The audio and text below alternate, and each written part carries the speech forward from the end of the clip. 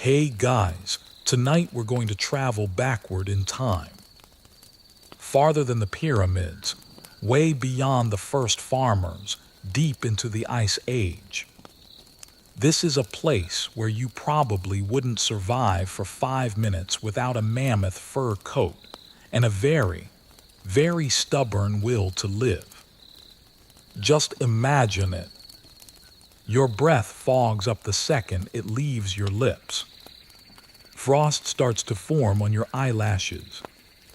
The whole world seems to hum with a wind, so cold it could carve stone. The stars are as sharp as flint, and the air has that metallic taste of snow. You find yourself standing before the mouth of a cave. You can see smoke curling faintly from inside, the only sign that there's warmth, that there's life still going on in there. Now dim the lights, let your shoulders drop, and step a little closer to that ancient fire. You start trudging through snow that squeaks under your feet like crushed glass. The entrance to the cave just yawns open, wide but somehow welcoming, and it's rimmed with these long, sharp icicles. As you step inside, the air shifts.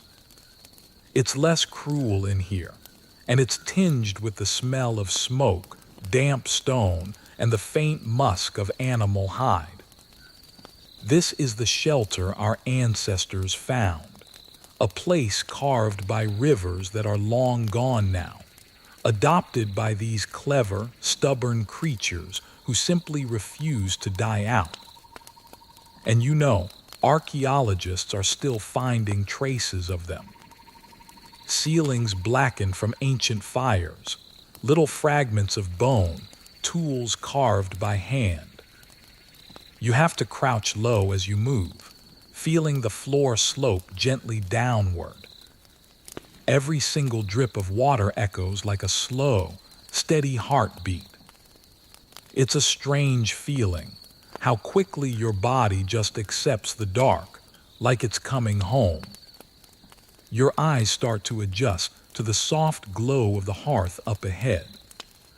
The flames hiss and snap, eating at the resin in some dry pine logs. Shadows ripple and move across the walls, giving you this illusion of motion. For a second, it looks like bison and reindeer are dancing where no human hand is moving. The cave isn't just stone. In this light, it feels alive. You press your palm flat against the wall. The limestone feels cool, smooth, and so steady, older than memory itself. Early humans, they must have sensed that too, this feeling of the earth itself just cradling them. Anthropologists still argue about whether they chose caves for some kind of symbolism or just for pure survival, but it was probably a little of both. Outside, the wind howls like some distant, monstrous beast. But in here, the temperature is stable. A modern thermostat could learn a thing or two from a good cave. It's constant, insulated by all that rock and earth, a perfect shield from the snow and any predators out there. You can just picture the first families realizing this, dragging branches and animal skins to the threshold, sealing up the gaps with mud and moss. It was a fortress against the winter, but it wasn't built by architects. It was built by pure instinct. You hunker down near the fire and watch your breath mingle with the smoke.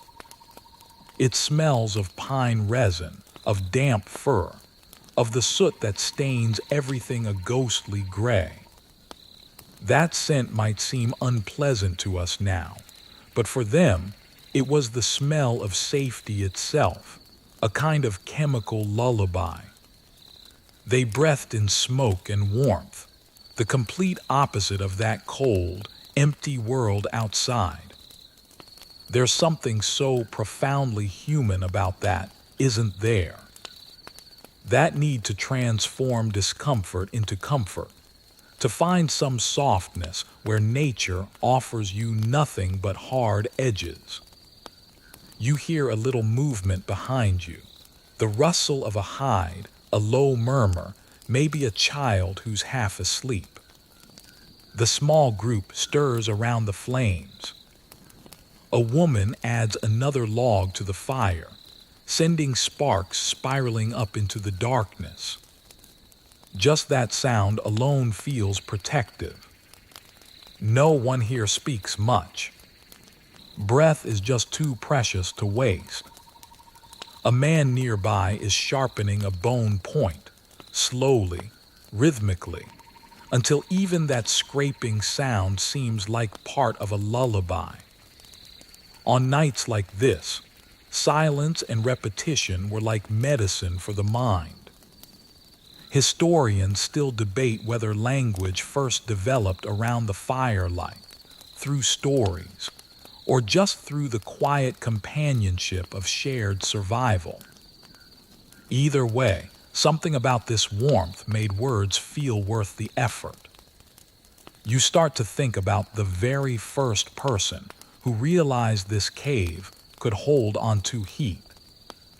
Maybe they noticed how the stone wall stayed warm long after the fire had dimmed down, how steam rose from wet fur brought inside, how the body itself became another layer of insulation. Heat isn't wasted in here. It just clings to every surface, saturating the air with life. Prehistoric people didn't just sleep. They cocooned themselves in this little ecosystem, one designed by chance and then improved by necessity. The fire dies down a little, and the orange core glows softly through the ash. Your heartbeat slows. You imagine lying down on a bed made of leaves and moss. The ceiling is only a few feet above your face. The rock radiates a faint warmth, the same kind you might feel from an animal's flank after it's been lying in the sun. There's no pillow, no mattress, just layers of fur and maybe some woven grass.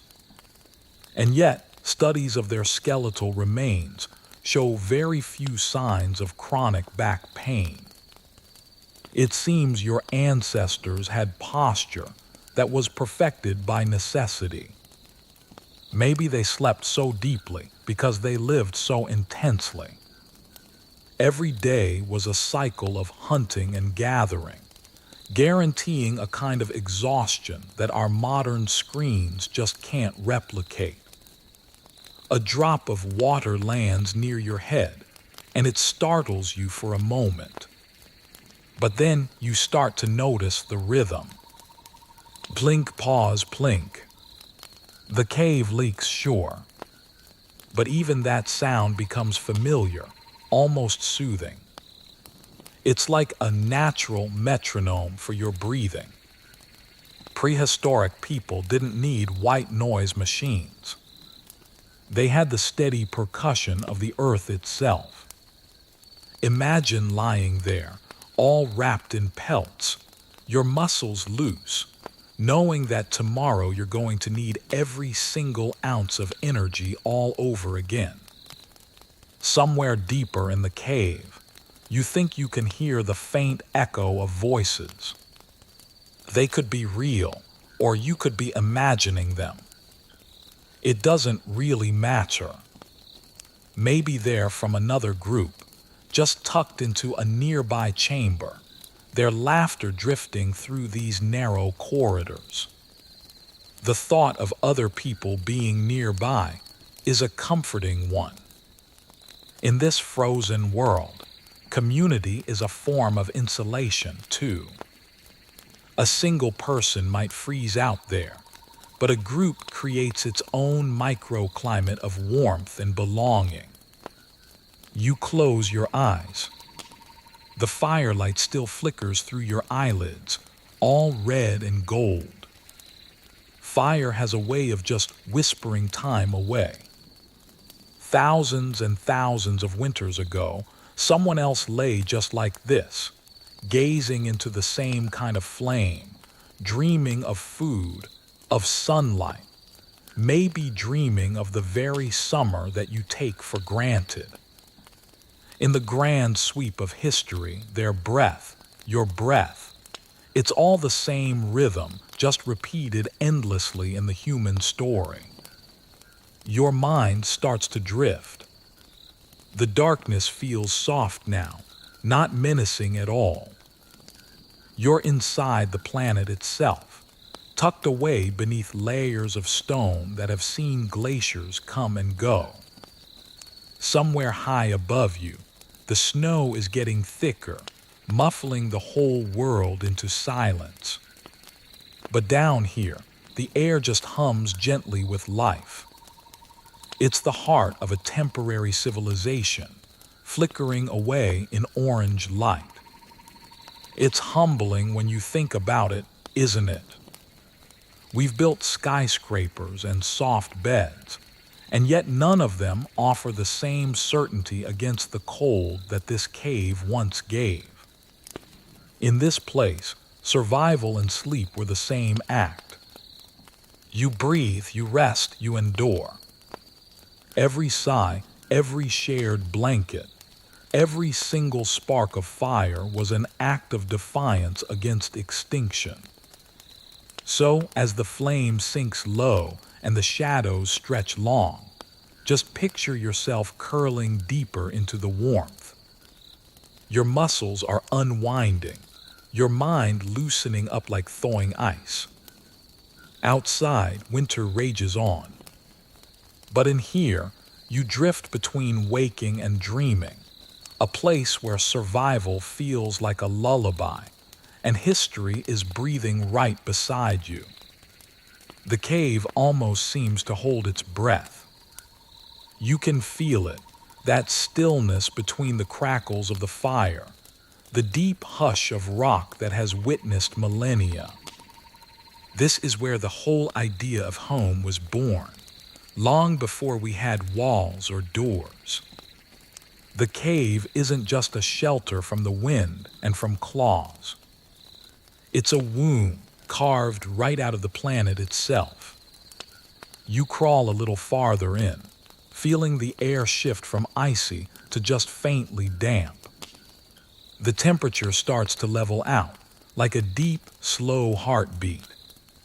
You're entering the very first architecture of comfort. You pause for a second to listen. Somewhere behind you, a faint drip echoes. Up ahead, soft embers are poolsing, glowing as red as the sun looks through closed eyelids. The people here, your Ice Age kin, they've learned to read these caverns like they're maps of survival. They know exactly where to sleep so the smoke rises safely upward, and they know which echoes warn of bears or maybe rival tribes. To them, this cave isn't some wild place. It's a friend, one with its own moods and habits. You settle down near a wall that's been smoothed by thousands of fingertips over time. The limestone gleams faintly, almost like it's been polished. It radiates the heat that it stored up during the day. Archaeologists have found similar caves all across Europe, places like Chauvet and El Castillo, where the soot marks and the handprints overlap like the signatures of generations.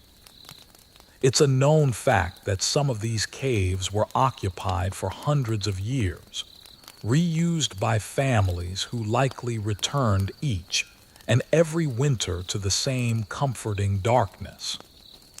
There's something so deeply human in that pattern, that yearning to return.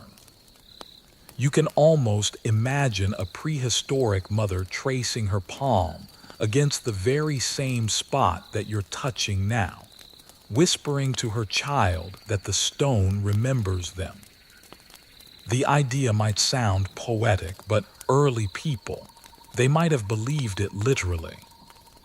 Many anthropologists have noted that caves were sacred spaces, just as much as they were shelters. To sleep inside one wasn't just about rest. It was a kind of communion with the earth's belly, the place of origin. Historians still argue whether the paintings and the rituals they performed were purely practical, or if they were spiritual acts, meant to honor the very walls that protected them. The firelight is playing tricks on you again. It stretches shapes into these slow, hypnotic dances. You notice how your own breathing starts to slow down, falling into rhythm with the flickering. It's the first real calm you felt since you were trudging through all that snow. The prehistoric mind likely recognized this feeling, even without having the words for it.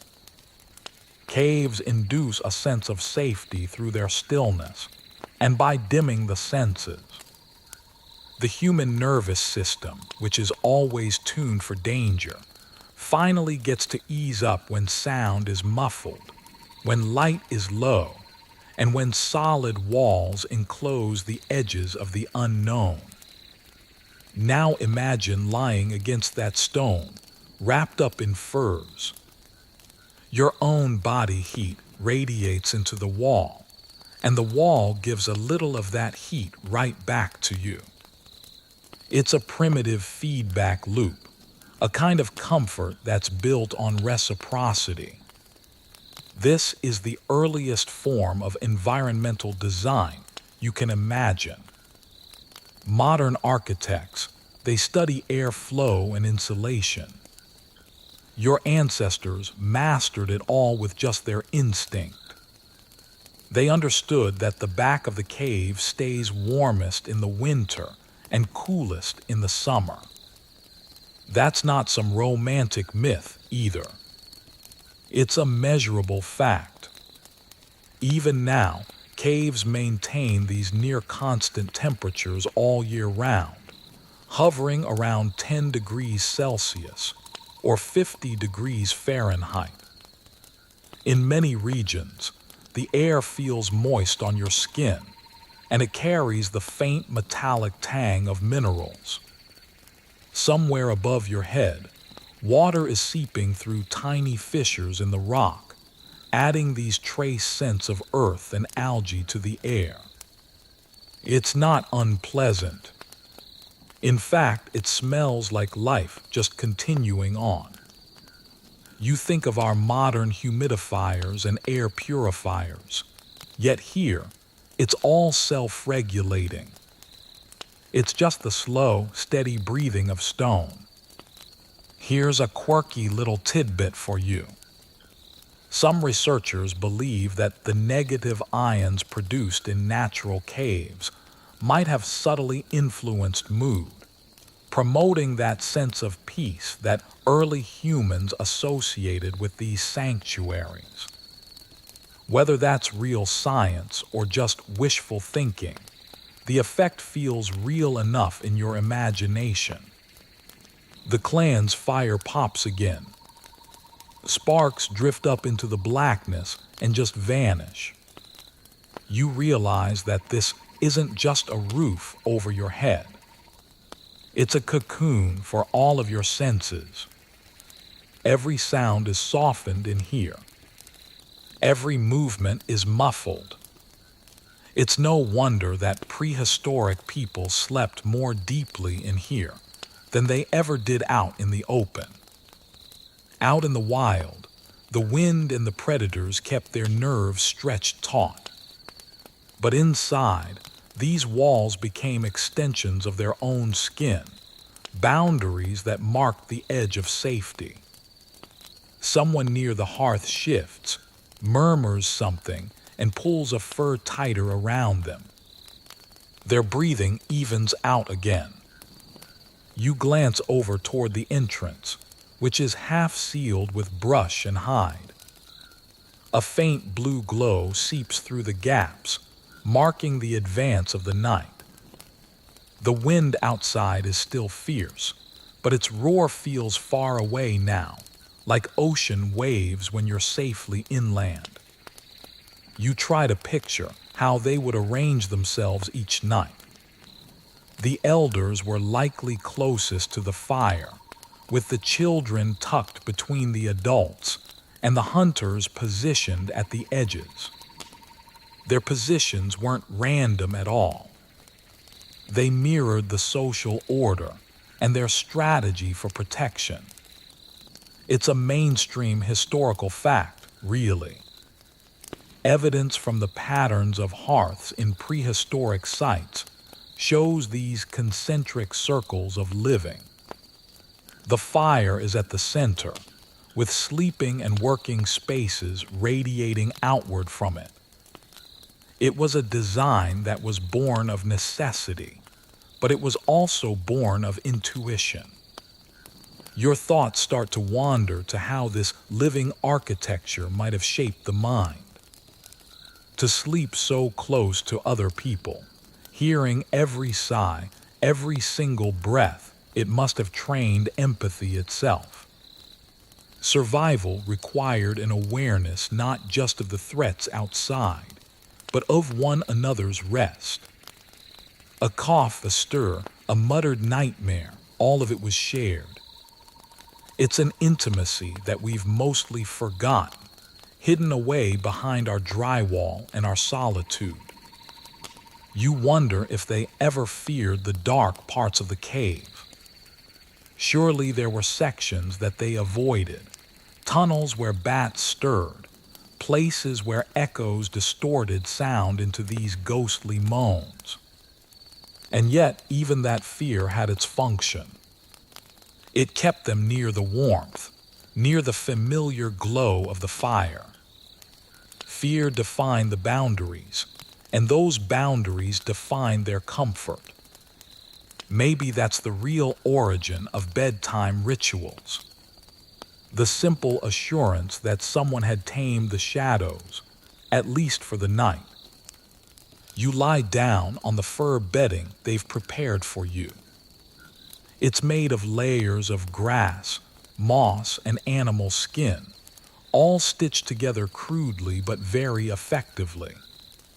It's actually softer than you expect.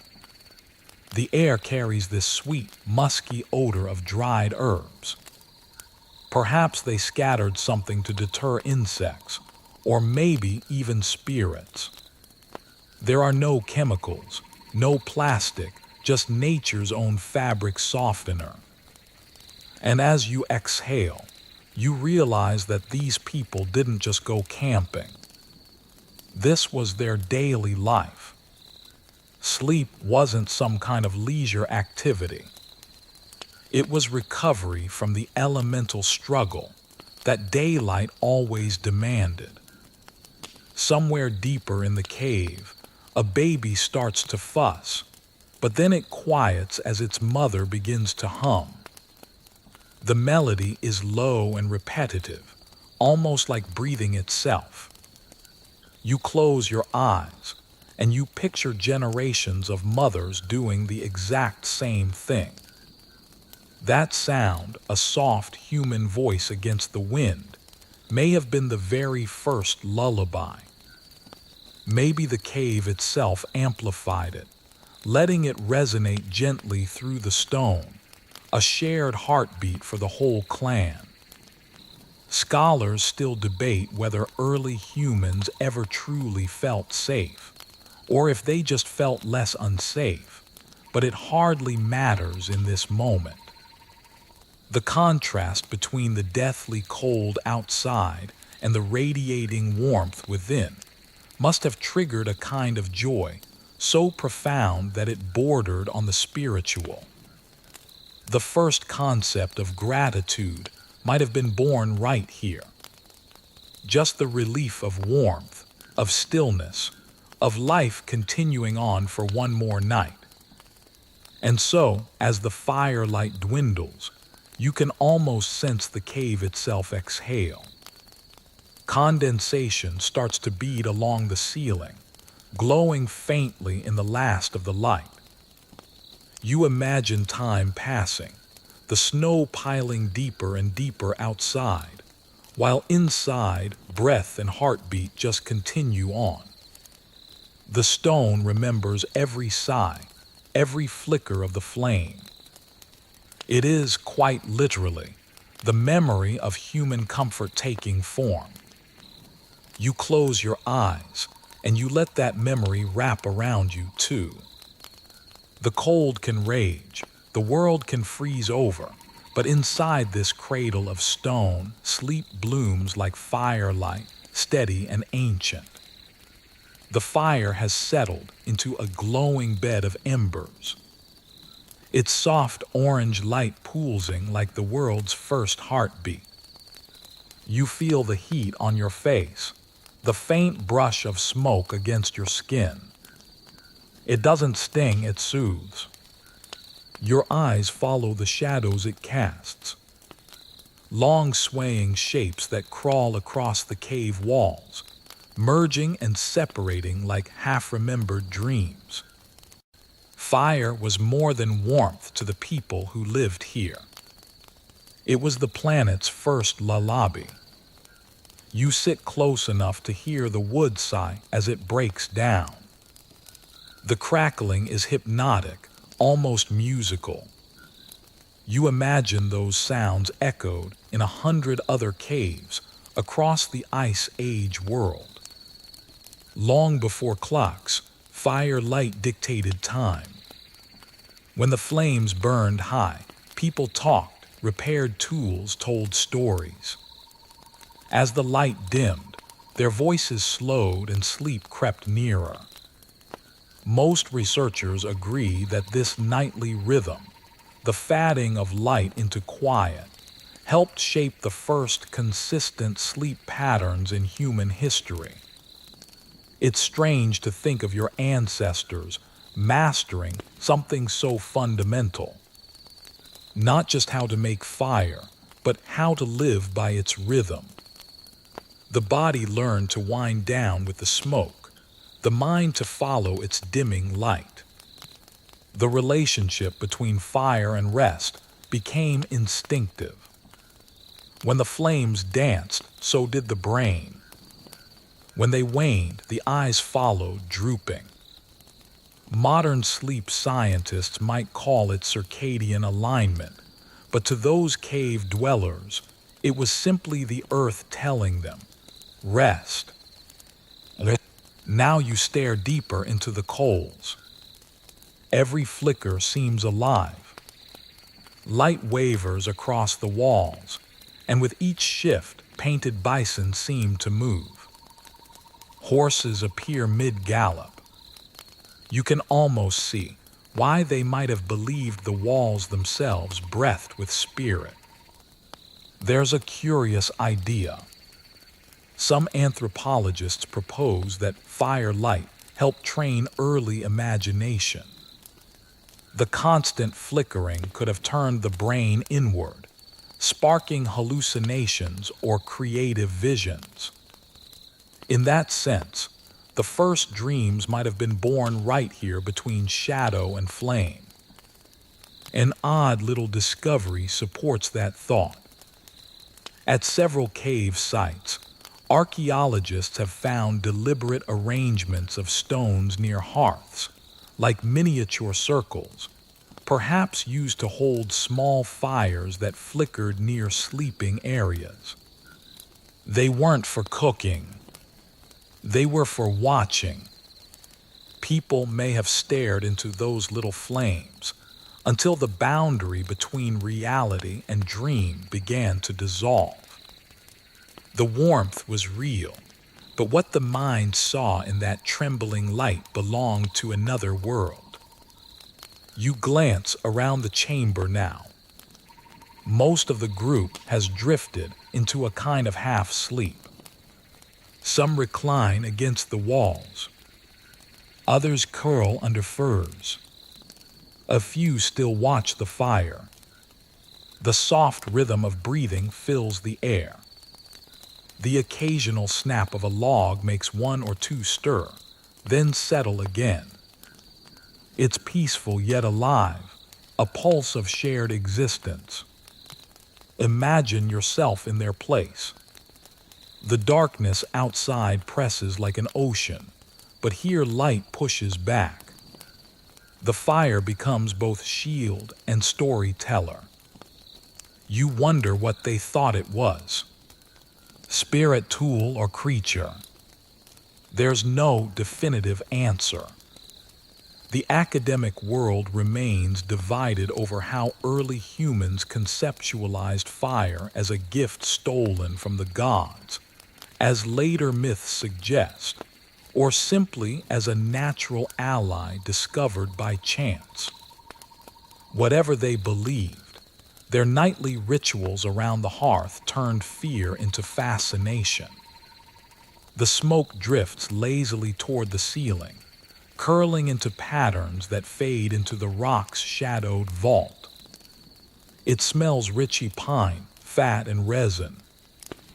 Each log releases its own scent.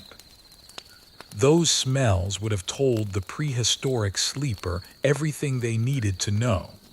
How hot the fire was, how long until dawn, whether the smoke would choke or cradle them through the night. You pull a fur tighter around your shoulders, feeling the fire's uneven heat. Sometimes it's too hot on one side, too cold on the other, so you turn slowly, like meat roasting evenly over a spit. They must have done the same, instinctively adjusting their position, learning to balance warmth without burning. These little dances with temperature probably shaped how humans tolerate heat even today. Fire wasn't only for comfort. It guarded against predators. The light itself became a boundary. Wolves might lurk at the mouth of the cave, eyes catching red reflections from the flames, unwilling to cross that line. That primal security, the glow keeping death at bay, must have soaked into the mind, making it easier to close your eyes, to trust sleep. But there's another layer, subtler and more mysterious. Some researchers suggest that long nights around the fire changed the way humans thought. Imagine thousands of winters like this. People gathering, staring into the light, speaking in low tones, inventing language itself. The repetition of flames could have trained memory. The quiet could have nurtured storytelling. You're not just looking at a fireplace. You're watching civilization flicker into being. The heat grows softer now. The coals pulse under a thin veil of ash. Someone pokes at them with a stick, stirring a short-lived flare. The orange reflects in a child's half-closed eyes before fading again. The moment is fleeting but eternal. The way light kisses darkness before surrendering. And here's something curious. Studies of soot layers inside ancient caves reveal patterns of smoke distribution that hint at deliberate ventilation. People arranged fires so that air flowed naturally out while heat stayed in. They didn't know the physics, but they knew the feeling. Even without science, they perfected thermal comfort centuries before architecture gave it a name.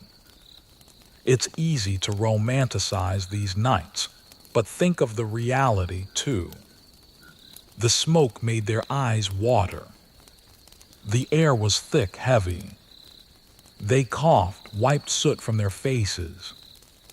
Yet, even discomfort became part of the lullaby. The body learned to relax into imperfection. Perhaps that's what real rest means, accepting that comfort is always slightly uneven, slightly smoky. You imagine yourself lying back now, gazing at the fire's last pulse. Its glow softens your eyelids, warming your cheeks. The darkness behind your eyes flickers red for a moment longer, then cools to gray. You're half in the modern world, half in theirs. Every time you dim your bedside lamp, every time you close your laptop and stare at the afterglow, you're reenacting the same ancient ritual. Light fades, mind follows, sleep takes over. And so, as the coals dim to embers and the walls lose their color, you feel the peace that must have filled those prehistoric hearts. The storm may rage outside, snow piling high, wind screaming through the trees, but inside the fire hums its final tune. The earth's first nightlight burns low, and you drift toward the same timeless slumber that once kept the human race alive. The fire's glow dwindles into a dull red, and you sense the temperature dip, a reminder that even here, the night rules. Someone stirs to add another log.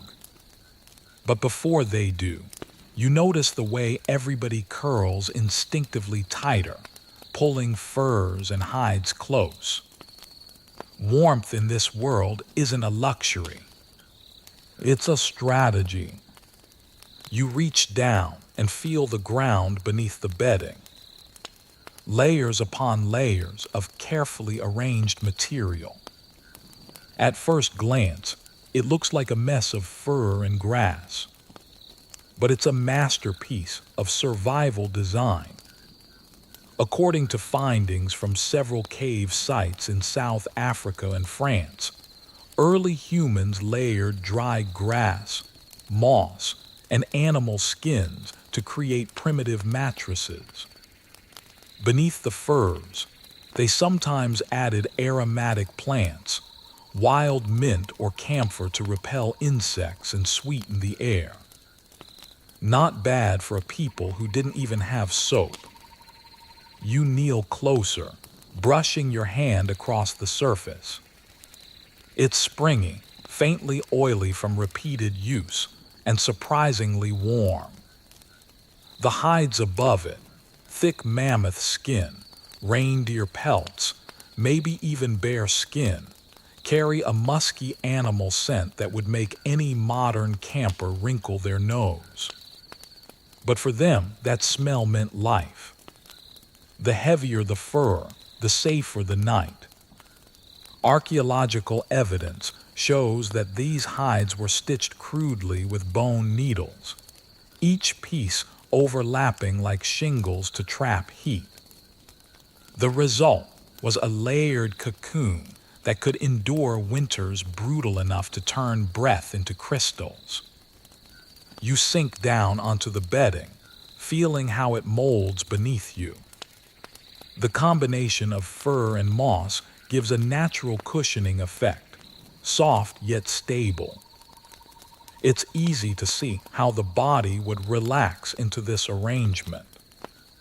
The joints supported by uneven but forgiving surfaces. There's no uniformity, but there is comfort, the kind that feels alive. An unexpected finding from some Ice Age sites hints at an added flourish. Early people may have warmed stones in the fire and tucked them beneath their bedding before sleep. Imagine its small pockets of heat radiating upward through the night. The first prehistoric version of a hot water bottle. It's a detail both ingenious and strangely intimate. They didn't just survive the cold. They understood warmth as something to be created, shared, and preserved. Most researchers agree that sleeping materials varied by region. In colder zones like modern-day France or Ukraine, mammoth and woolly rhinoceros hides dominated. In milder climates, woven grasses and bark mats were enough. But the intention was always the same: to transform wild material into a comfort zone. And there's something beautifully human about that impulse. The refusal to lie directly on cold ground when imagination could make it softer. You look around at the sleeping figures now. Each body is wrapped in its own cocoon of hides, but they're pressed close enough for shared heat. The air smells of leather, smoke, and faint sweat. You imagine the rhythm of breathing, the rise and fall of chests in the dark. Group warmth is not just physics. It's intimacy written into muscle memory. Modern thermodynamics calls it convective sharing. Your ancestors called it family. No one is entirely sure how they decided who slept where. Some scientists suggest that positions were based on kinship or skill: hunters near entrances, elders near the fire. Others think it was more instinctual: the ones most vulnerable at the center, the strong forming a ring of protection. Whatever the case, the system worked. Even in the harshest winters, their tiny worlds of warmth endured. Curiously enough, evidence of these bedding layers, compressed grass preserved under ash, suggests that families refreshed them regularly, burning old material to keep insects away. It's an early form of hygiene that rivals modern logic. Picture that. Someone sweeping out a sleeping area 40,000 years ago, tidying before bed. Civilization begins not with kings or cities, but with someone deciding to clean where they sleep. The more you think about it, the more remarkable it feels. Sleep wasn't just rest. It was design. These prehistoric people engineered their nights to feel secure, familiar, even pleasant. The smell of smoke, the weight of fur, the creak of drying hide. Each sensation was part of the lullaby. Their version of thread count wasn't Egyptian cotton. It was thickness of mammoth skin and the number of bodies beside you. You shift slightly, hearing the muffled crinkle of dry grass. It gives off a faint sweetness, earthy and green, even in the frozen dark. The texture under your fingers feels almost like hair, coarse yet soft. It reminds you how adaptable humans are, turning discomfort into ritual, hardship into habit. We think of prehistoric life as crude. But here in the flickering firelight, it feels almost tender. And there's one more curious thought. Maybe, just maybe, those ancient sleepers had dreams influenced by their environment. The warmth, the scent, the low murmur of the clan. Some cognitive scientists speculate that sleep surrounded by natural materials might have deepened rest, synchronizing body temperature with surroundings. It's a theory still unfolding, but it hints that the best sleep might not come from a mattress at all, but from the perfect balance between body and earth. You lie back and close your eyes for a moment. The pelts press against your skin. The fire's warmth reaches your cheeks, and you hear only the slow rhythm of dripping water. This world is quiet, purposeful, patient. It doesn't ask you to conquer it, only to adapt. Somewhere outside, a gust of wind pushes snow against the entrance, but you hardly notice. You're surrounded by soft furs, by the scent of pine resin and animal musk, by the sound of steady breathing. It's the oldest kind of comfort, the one that comes from knowing you're not alone, that the cold can rage all at once but never touch you here. And so, wrapped in the handiwork of hands long gone, you drift towards sleep again. Beneath your body lies not just bedding, but history itself, layered and warm, whispering that even in the harshest winters, humans always found a way to dream. The embers glow softly, reflecting in a dozen half-closed eyes. Around you, the clan begins to settle into its nightly rhythm. The quiet choreography of body arranging themselves for warmth. It's not random. There's an order to it, one that's been rehearsed for generations. You watch as pairs curl together, children tucked between adults, shoulders pressed, legs intertwined beneath furs so thick they rise and fall like breathing hills. The fire burns low at the center, and everyone drifts closer, until it feels as though the entire group breathes as one organism. What's fascinating is how efficient this closeness truly was. According to anthropological studies of traditional Arctic and steppe communities, shared body heat could raise nighttime temperatures by several degrees, enough to make the difference between sleep and frostbite. The prehistoric family likely discovered that without knowing any numbers at all, they learned by survival. If you lie too far from the others, you freeze. Stay near and the night passes gently. The social design of sleep was as vital as any tool or weapon. Most researchers believe that this nightly circle around the fire built the foundation of early human empathy. It's in those quiet hours, half asleep, half aware that the brain learns trust. You can hear another's breathing, the soft sigh when a child turns, the subtle reassurance that you are not alone in the dark. The cave smells of humanity itself. Smoke, sweat, fur, and the faint sweetness of moss bedding. Yet the air isn't unpleasant. It's thick with life. A mother hums quietly to her child. A deep, rhythmic sound, almost indistinguishable from the flicker of the fire.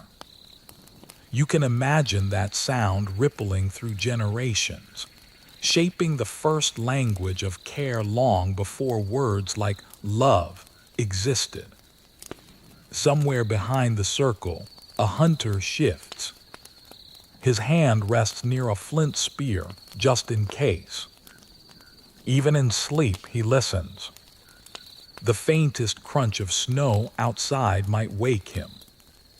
This was the balance they lived in, deep rest paired with constant readiness. Experts today would call it polyphasic sleep, short cycles tuned to alertness. Back then it was instinct. A group this exposed couldn't afford the luxury of oblivion. Curiously, cave soot analysis has revealed distinct sleeping zones near ancient hearths, evidence of multiple fires burning simultaneously in large shelters. Each fire, each circle likely belonged to a family unit within a tribe. Picture that, a cavern filled with several glowing islands of light, each ringed by its own small universe of warmth and trust. It must have looked like a constellation turned upside down, stars burning on the floor instead of the sky. There's an unexpected note found in certain sites, the presence of ochre stains near bedding areas. Some archaeologists interpret this as decoration, others as symbolic protection. The idea is that red ochre, a pigment resembling blood, represented life force or luck. Smearing it around sleeping areas might have been a way to seal safety, to keep spirits or disease at bay. Nobody can say for sure. The evidence refuses to settle the question. But you can imagine the comfort of that ritual, painting the earth to feel guarded by it. You watch the group's fire shrink to embers again. Someone yawns, a low rasping sound, and laughter flickers briefly, soft but genuine. Even in the Stone Age, people laughed before bed. Maybe they teased each other about who snored or who burned the last piece of meat. Humor, it seems, is older than civilization. It warms the mind the way fire warms the body. In the dim light, you can just make out the outlines of faces, foreheads resting against arms, lashes glinting in the orange glow. Their peace feels contagious. The mind, lulled by rhythmic breathing and flicker light, begins to soften its grip on fear. It's in moments like this that human bonding deepened, not through speech or planning, but through shared stillness. Modern psychologists talk about co-regulation, the way bodies synchronize heartbeat and breath.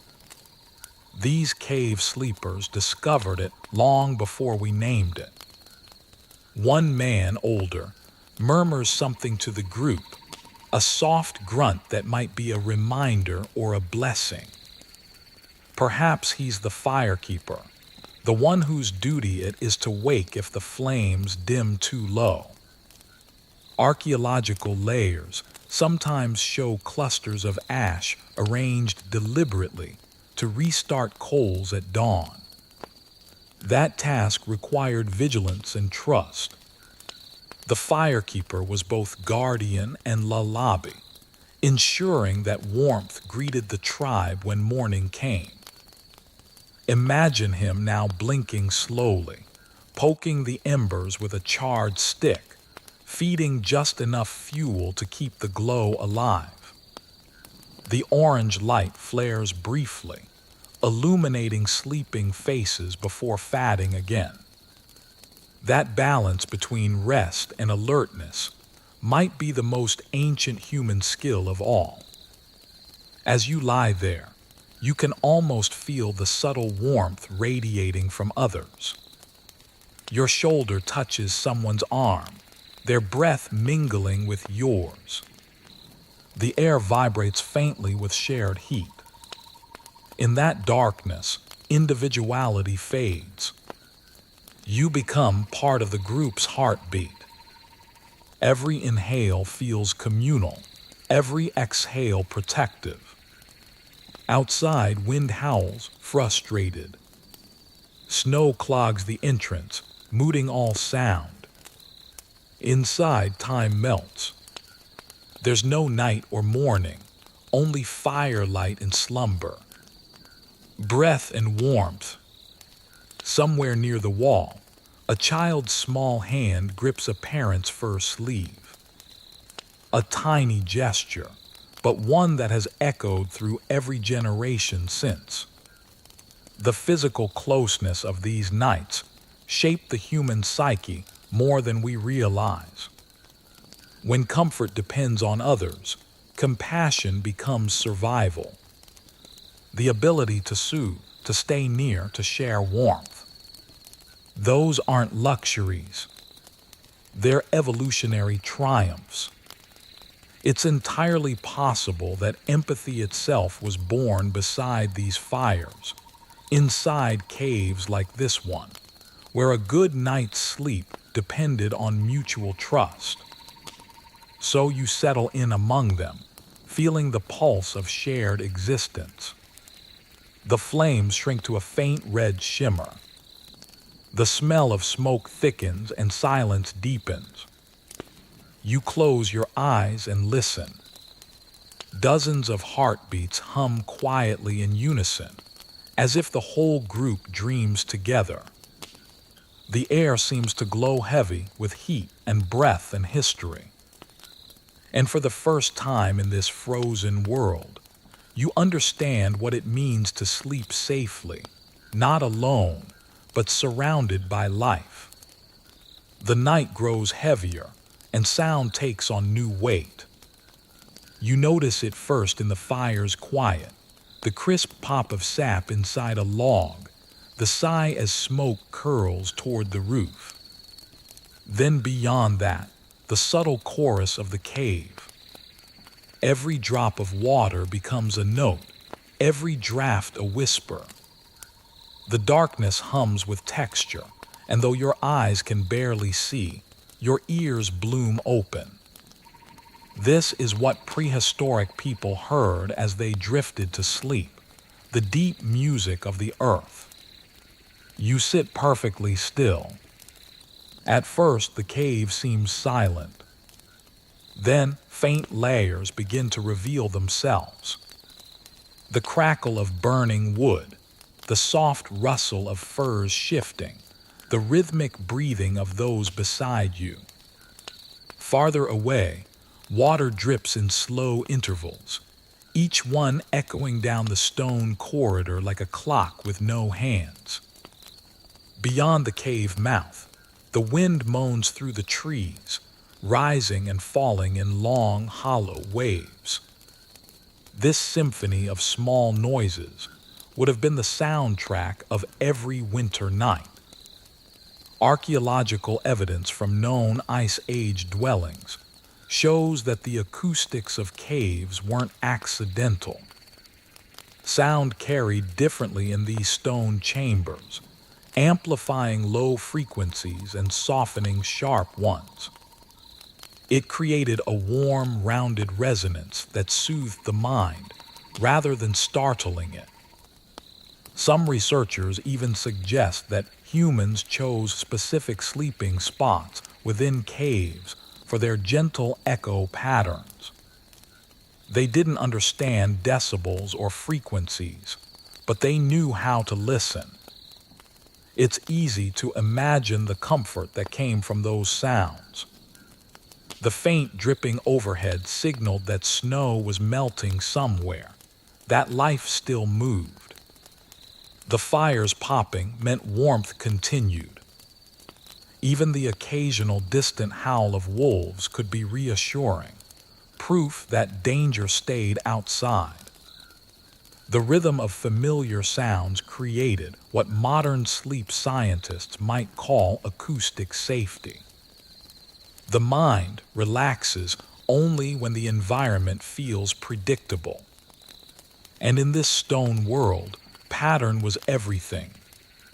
You lean closer to the fire, watching the smoke shift like slow breath. The air is dense, warm, fragrant with pine resin. Each inhalation feels like a connection to the people who once lived here. Imagine them listening too. A child nestled against a parent's chest, tracing each sound until it fades. Their brains tuned to nature's metronome, falling asleep to repetition and resonance. Curiously, traces of musical activity appear in the archaeological record near some of these sleeping caves. Flutes made from bird bones, fragments of hollowed ivory, even scraped stones that produce tone. It's possible that before sleep, families played soft melodies to the rhythm of the dripping cave. An odd little discovery like that suggests humans might have found peace not only in silence, but in gentle sound. What began as a lullaby became one of the oldest languages in existence. The idea that music and sleep share a birthplace here is almost poetic. When the mind quiets, rhythm fills the space. Perhaps that is why even today people play rain sounds or crackling fire recordings to rest. Our ancestors taught us the formula long ago: warmth, repetition, and familiarity. You shift slightly, feeling the fur beneath you adjust.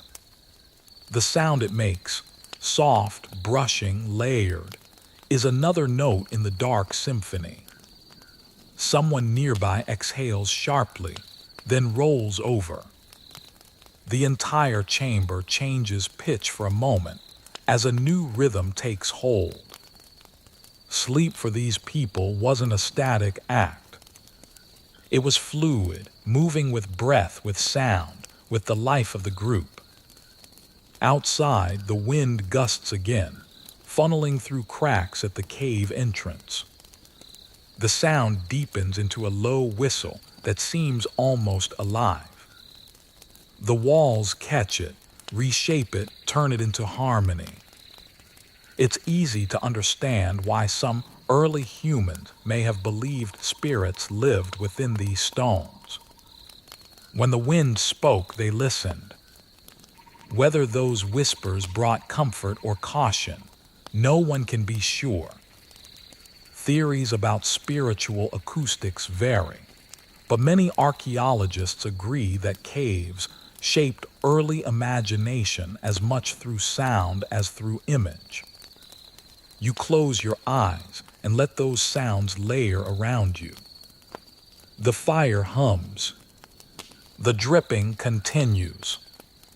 The wind sighs again, followed by silence so deep it feels physical. The stone itself seems to hold its breath. You begin to understand why these people slept so well despite the cold. The sounds reminded them they were enclosed, protected, part of something vast but intimate. In that near silence, you hear your own heartbeat join the pattern. The rhythm synchronizes with the dripping water. You inhale smoke and exhale calm. Sleep doesn't come suddenly here. It slides over you slowly like a tide. Sometimes when storms were too strong, the cave's acoustics must have changed wind, roaring like an ocean, the fire sputtering, the group huddled tighter. Those nights the balance between fear and comfort was razor thin. Yet even then there was music. The wind played the entrance, the fire played the floor, and the human body provided the drum beat. Modern sound engineers who study ancient caves have noticed something remarkable.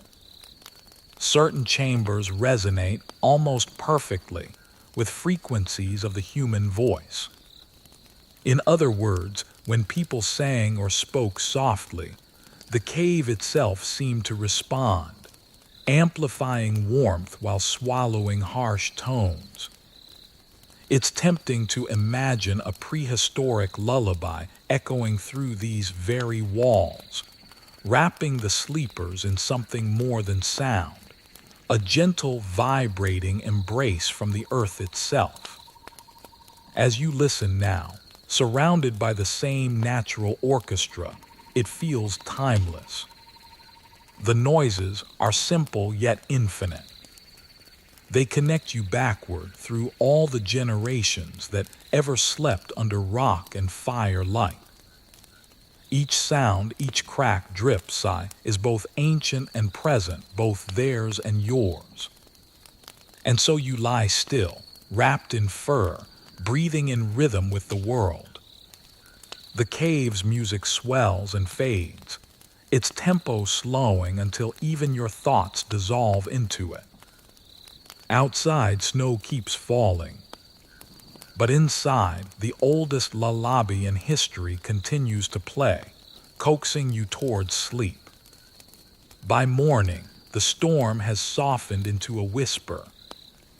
A faint gray light seeps through the narrow cave entrance, revealing outlines of sleeping figures under furs. The air smells of ash and animal hide, tinged with something rich and fatty from the last meal. You shift slightly, feeling muscles ache in the best possible way. This is the kind of exhaustion that only comes from surviving a day in the Ice Age. You imagine what it must have been like to live that rhythm every day. Each sunrise brought hunger and cold, and each evening brought the miracle of rest. Most experts agree that prehistoric people expended nearly twice as much daily energy as modern humans. Hunting and gathering were not hobbies. They were the only currency of existence. Every limb, every muscle worked constantly. No gym, no training routine, just the constant push of necessity. The reward for that effort was sleep so deep it might as well have been sacred. When the clan returned from the frozen plains, their bellies full of mammoth fat or roasted deer, their bodies ready to collapse. Rest came easily.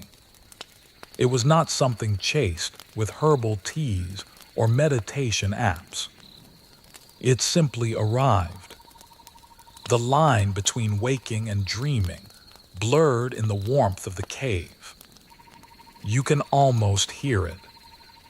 The low murmur of conversation as the hunters share stories of the day's chase. The crackle of fire as fat drips from roasting meat. The clinking of stone tools as someone sharpens a blade for tomorrow. And then slowly quiet takes over. One by one, the exhausted bodies surrender to sleep. Evidence from preserved bones suggests that prehistoric people were remarkably strong, yet also compact in frame. The reason lies partly in lifestyle, carrying heavy carcasses, enduring cold and moving constantly through snow built endurance unmatched by modern standards. Their sleep, therefore, was restorative in the truest sense. When you use every fiber of your body, the body demands full repair. It is believed that the composition of their diet helped too. Animal fat and protein were abundant, but so were certain roots and berries collected in the milder months and stored for winter. That balance provided steady energy and warmth, keeping the body insulated. Curiously, chemical analysis of ancient bones shows that these diets produced higher levels of natural melatonin in darker months, possibly improving their sleep cycles.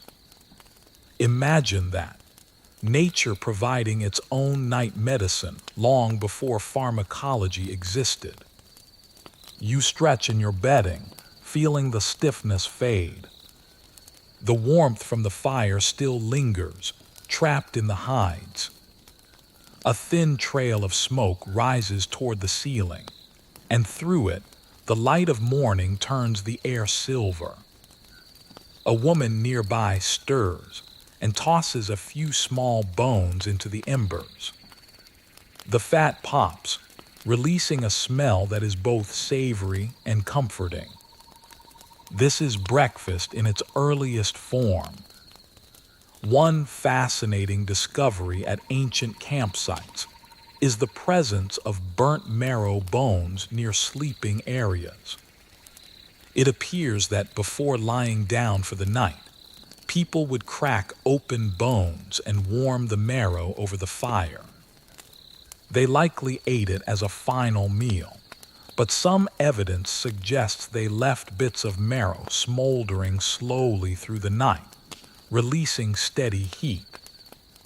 It was both nourishment and warmth, an ingenious dual purpose born of necessity. As you breathe in that lingering scent, you can understand why they might have slept better than we do. There was no mental clutter, no glowing screens or endless lists. Their minds quieted when the day ended, because survival itself had been the day's entire focus. When you live inside elemental simplicity, rest becomes the only logical conclusion. But even within that simplicity, there was ritual. Before sleep, someone always checked the entrance, brushing away snow or debris. Another ensured that embers would last until dawn. The group didn't just collapse into rest. They created conditions for safety first. It's possible that those small acts of preparation gave the mind permission to let go. Security breeds relaxation.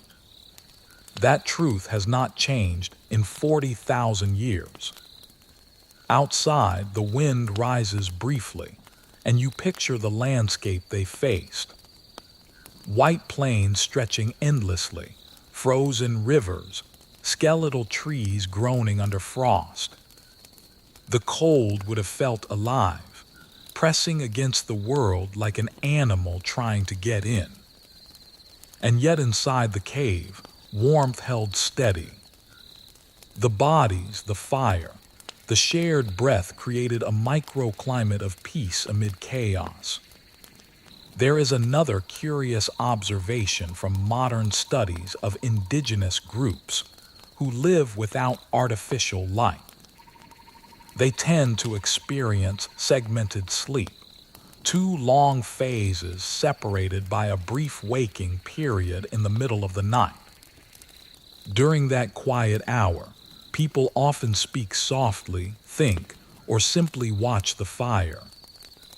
Perhaps our prehistoric ancestors did the same. Maybe they woke for a few minutes each night, looked at the glowing coals, listened to the snow outside, and then drifted back into dreams. It is an oddly comforting thought that even in a world so raw, people found time to be still, to lie between exhaustion and renewal, aware yet peaceful. The body knew exactly what it needed, and nature provided the rhythm. You shift again, eyes half open. Someone near you coughs gently. Another rolls over, pulling their hide tighter. The air is full of tiny, intimate sounds. In a few minutes, the day will begin, and with it the endless tasks of survival.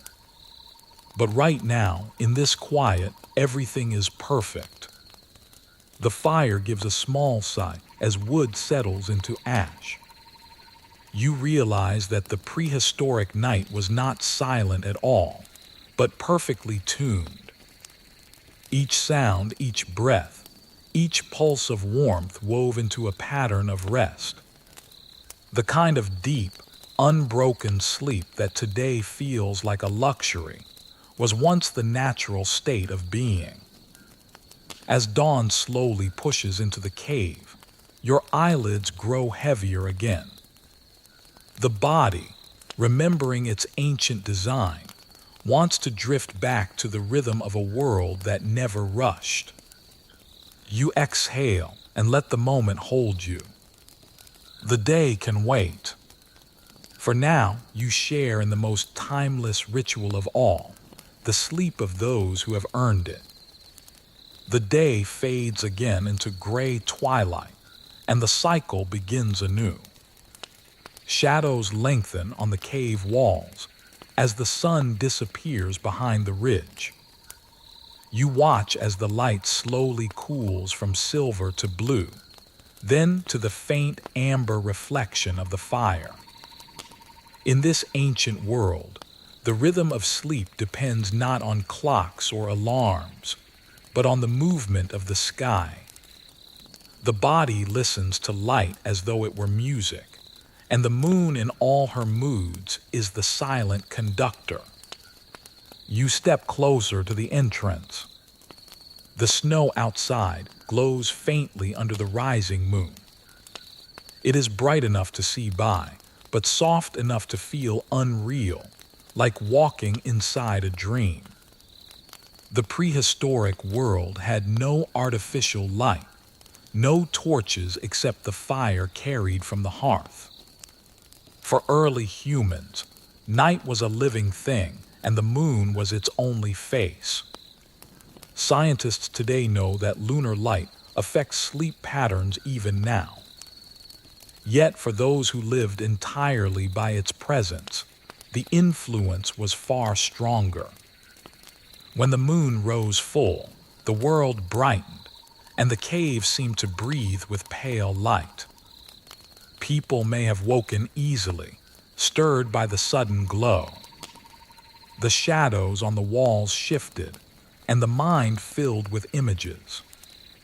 On darker nights, when clouds swallowed the moon, sleep deepened into something more absolute. There is evidence that ancient people synchronized their hunting and resting cycles with the lunar phases, using moonlight for travel and full darkness for stillness. They were quite literally tuned to the sky.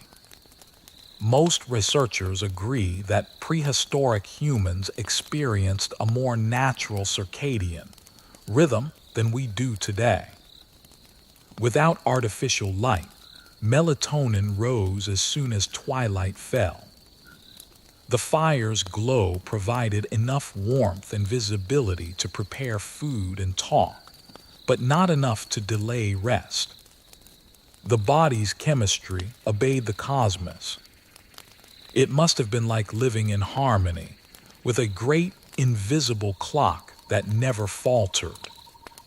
You step back inside, feeling the change as soon as you leave the moonlight.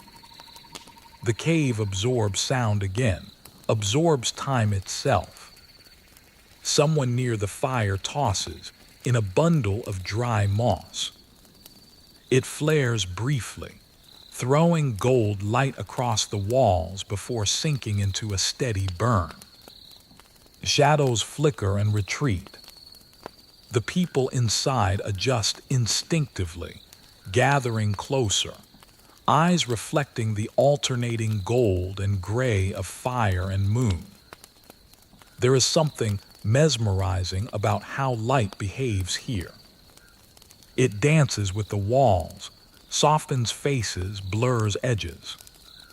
The human mind, half awake, begins to see patterns. That is how dreams might have started, not in deep sleep, but in this twilight state where flame and moon weave together. Some cognitive scientists suggest that our earliest imaginations were shaped by the way our eyes and brains adapted to dim, shifting light. The nervous system relaxed, and thought began to wander inward. Outside, an owl calls once, its echo stretched and distorted by the cave's hollow. The sound lingers in the air. A child stirs, then settles again, lulled by the repetition. For people who lived here, every night carried these cues.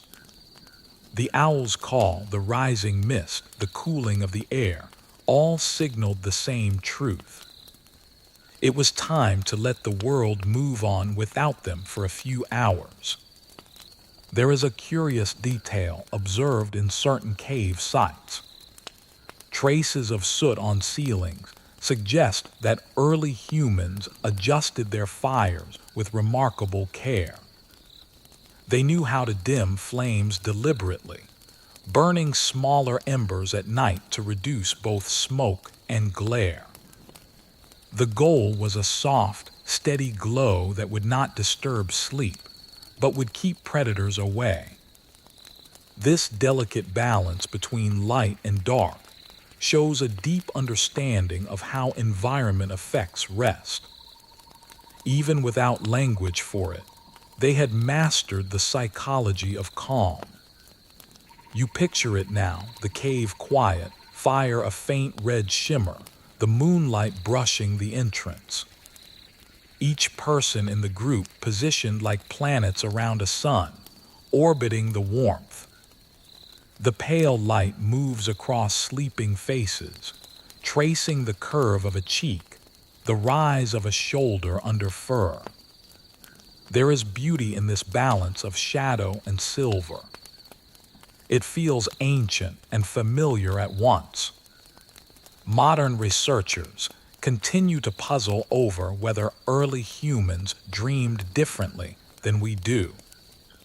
Perhaps their dreams were brighter, filled with landscapes they knew intimately. Maybe the moon, with its rhythm of waxing and waning, found its way into their subconscious, shaping myths that would later become stories of gods and monsters. The evidence cannot tell us, but imagination can. You tilt your head back, eyes half closed, watching the play of reflection on the cave ceiling. Tiny sparkles of moisture glint like constellations. Somewhere in the distance, the real stars shimmer through the night sky. The prehistoric sleeper didn't separate heaven from home. They existed under the same ceiling, both made of stone and light. In this moment, surrounded by silence and glow, you understand how perfectly their lives aligned with the cosmos. When the sun rose, they worked. When it fell, they rested. The moon guided their intuition, their migrations, even their fertility cycles. Sleep was not rebellion against darkness, but acceptance of it. They didn't fight the night. They belonged to it. A soft wind enters through the narrow opening, brushing against your face. The air feels different now, cooler but cleaner. It carries the scent of snow and pine. The fire stirs faintly in response, as if breathing along with the world outside. You wrap a fur around your shoulders and sit down again, feeling your heartbeat slow. The moonlight continues to travel across the cave floor, pale and deliberate. It touches the fire, catches the glint of bone tools, then fades toward the back wall. You follow it with your eyes until it vanishes. This perhaps was the ancient rhythm of peace, the steady exchange of light from moon to flame to darkness again. The mind yielding to that pattern without question. You close your eyes, and the flicker of light becomes a pulse behind your eyelids. It feels natural, gentle, eternal. The body remembers how to obey the night. The darkness gathers you in, and sleep comes not as a surrender, but as an invitation.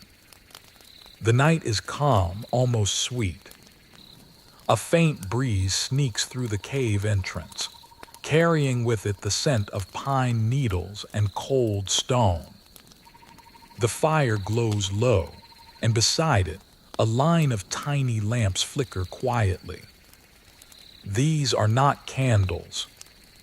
Not yet, but shallow bowls carved from stone, each filled with animal fat and a twist of moss or dried fiber that burns with a steady golden light. You lean closer to one and catch the scent of smoke mixed with something else, something herbal and pleasant. The air itself seems to hum with it. Those little lamps were among the earliest tools of comfort. Archaeologists have found them in Ice Age caves, often near sleeping areas, coated with black residue from ancient flames. They served many purposes: a way to chase the dark, a method to keep insects away, and sometimes a vessel for scent. The burning fat of reindeer or seal gave off a thick but surprisingly gentle aroma. Combined with herbs or bark resin, it transformed a damp cave into something almost luxurious. Most historians agree that prehistoric people used whatever was available to shape their nights. Pine resin, juniper, crushed sage, even dried dung from grazing animals. Each material burned differently, producing smoke that had meaning. Some fumes cleansed the air, others carried spiritual weight. It was a kind of early chemistry, born from observation rather than science. They knew which smells made breathing easier, which kept the mind calm, and which ones should never fill the room again. You inhale softly. The smoke is heavier near the ceiling, but at ground level it feels soothing, like warm fabric against your face. A woman near the fire adds another pinch of herbs, and the scent changes instantly. It is sharper now, cleaner, almost like cedar and citrus. You can imagine how comforting that must have been after a day of blood, mud, and cold air. For a few hours, the cave smells like safety. Curiously, traces of aromatic plant residues have been found embedded in prehistoric hearths. Some scientists believe that these were not accidental. The people who lived here may have learned to use smoke deliberately, both as insect repellent and as relaxation. Modern aromatherapy owes more to ancient intuition than we realize. The rhythmic repetition of breathing warm, fragrant air before sleep could have slowed the heartbeat, relaxed muscles, and encouraged rest. The soft light from the fat lamps shimmers across the walls, pooling in gentle gold circles. The effect is magical, almost sacred. Each lamp mirrors the moonlight outside, but smaller, more intimate. There is something deeply human in that symmetry. The desire to capture the beauty of the night and hold it close. Some experts think these small flames even inspired the earliest cave paintings, their flickering glow helping artists imagine movement and spirit in the shapes they drew. Someone shifts beside you, brushing against a skin pouch filled with herbs. It spills slightly, and the scent of crushed mint fills the air. Mint was known to grow even in glacial periods, hardy and stubborn. Its aroma cuts through the heaviness of the cave. It feels fresh, alive.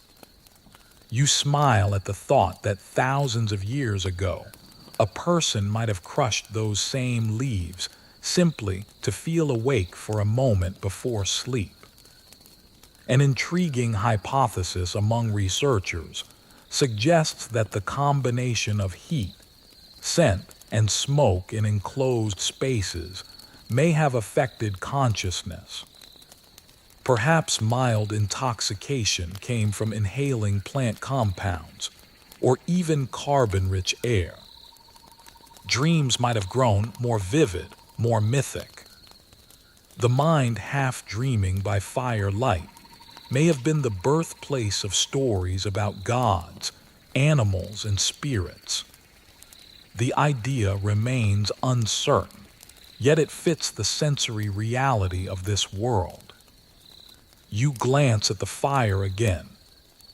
It's smaller now, tended carefully so it won't smoke too much. The lamps take over the job of lighting. They make everything gentler, softer. The air shimmers faintly, a golden haze that seems to thicken near the ceiling. The people around you have stopped talking altogether. Their faces are peaceful, eyes half closed, movement slow, the scent, the warmth, the glow. Together they create a trance, a wordless permission to rest. In the corner, someone hums quietly. It's not a song, not exactly, just a pattern of breath and tone. Perhaps the sound helps synchronize the group, a final reminder of safety. Early humans may have used this sort of humming as a signal. All is well. The night is ours. Even now, the low vibration feels comforting. You find yourself breathing in time with it. As the hum fades, you notice a small flicker from one of the lamps. The wick has burned down, and a faint curl of black smoke rises into the air. It carries the last bit of scent from whatever was burning. Maybe it was pine, maybe dried berries. The smell lingers, earthy and sweet. Then it's gone. The cave exhales. Somewhere near the entrance, a soft hiss of wind threads through the rocks. The sound blends perfectly with the crackle of the fire, the dripping of water, and the slow breathing of the sleepers. It's all so balanced, so precise that you realize this environment was never silent or chaotic. It was tuned like an instrument. Every element served a function. Every scent, every sound, every flicker of light worked together to teach the body what peace feels like. You close your eyes. The air is warm and faintly smoky, carrying a perfume that feels timeless. There is no rush, no thought of morning. The scent of herbs clings to your skin, and you imagine that somewhere deep in memory. Every human still carries this same association. The smell of smoke means safety. The glow of flame means rest. For a moment, you see it from outside. A faint glow tucked in the side of a mountain, hidden from the wind. Smoke rising gently into the night. Inside, a handful of people asleep beside their fire, surrounded by scent and warmth. No technology, no noise, no rush, just pure earned stillness. The smoke curls once more before fading into the dark. It leaves a silence that feels like peace itself. You breathe in deeply, feeling the warmth settle into your chest. And for a long while, you stay that way, suspended between scent and sleep, between the ancient world and the one that still dreams of it. The cave's glow flickers softly against your closed eyes. You can still feel the warmth of the fire, but the air carries a cooler undercurrent now. A shift in the wind makes the entrance sigh. Somewhere in the far distance, a wolf calls. It is long, rising and low enough to vibrate through the floor. You are not alone in the night. No one ever truly was. Every clan knew that safety depended not only on walls of stone, but on watchful hearts. Someone always stayed half awake, listening to the wilderness breathe. It might have been the eldest hunter, or perhaps a young one eager to prove himself. Sometimes two took turns, their drowsy minds hovering between vigilance and dream. This was not paranoia. It was survival made ritual.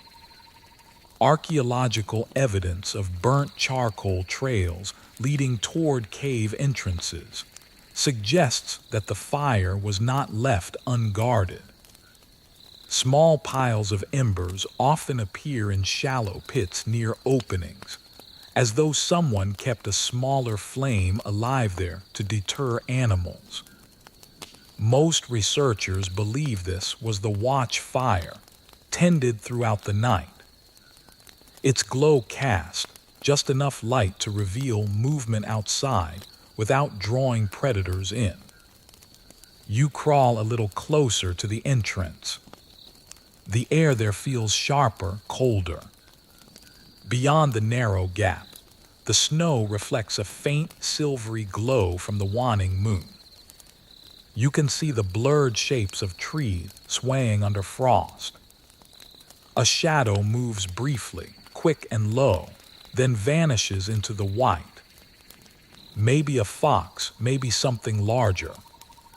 You stay still. The silence that follows is deeper than comfort. It is focus. Imagine the tension that watcher must have felt.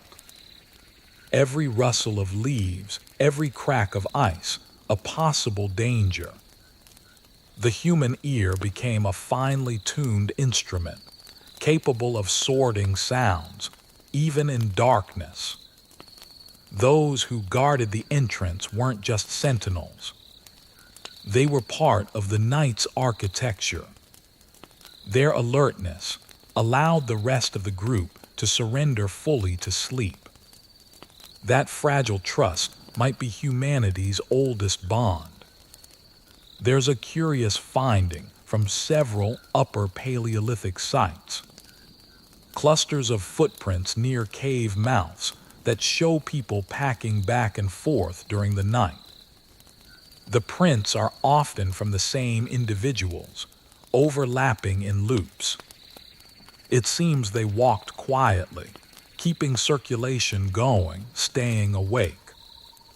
The simple act of movement kept both body and mind from freezing. Even exhaustion had to wait its turn. You lean against the wall near the entrance and feel the faint hum of the wind through the stone. It sounds almost like a voice. Maybe that's why early people thought spirits lived outside, or that the mountains themselves could whisper warnings. The natural sounds of weather became teachers, knowing when to wake, when to rest, when to hide, all depended on listening. Sometimes, when the wind was strong enough, they used it. Hunters placed bones or sticks at the edge of the entrance so that the gusts would rattle them.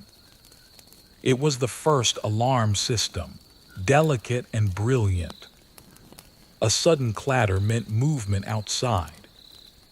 The watcher would rouse the others, and the clan would be ready before danger reached them. Archaeologists have found such bone fragments arranged in patterns that make sense only if you imagine them shaking like wind chimes. Inside, the sleepers shift softly. The fire pops once, brightening the cave just enough for you to glimpse their faces, peaceful, unaware, perfectly still. The warmth from their bodies mixes with the scent of burned pine, creating a fragile bubble of life inside an endless cold. You realize that this balance between danger and calm defined their nights. The safety of the many depended on the wakefulness of one. The watcher's role must have been lonely yet strangely serene, to sit by the entrance, wrapped in fur, gazing into darkness, waiting for something that might never come. The mind, half numb from cold, begins to wander. Perhaps that solitude was also a kind of meditation. The rhythm of the wind, the slow pulse of the fire, the sound of breathing behind it could lull even a guardian into a dreamlike state. Researchers have suggested that early humans may have alternated light sleep with these vigil periods, creating a shared schedule of rest that rotated through the group. It kept everyone partly refreshed, partly alert. The result was a collective form of awareness, one that ensured no hour passed without someone awake. This pattern might be why humans today can wake so easily at sudden noises. The reflex has been honed for tens of thousands of years. You glance back at the group again. Their shapes blend together, hidden beneath layers of fur. It's almost impossible to tell where one person ends and another begins. A small child moves slightly, pressing closer to an adult's warmth.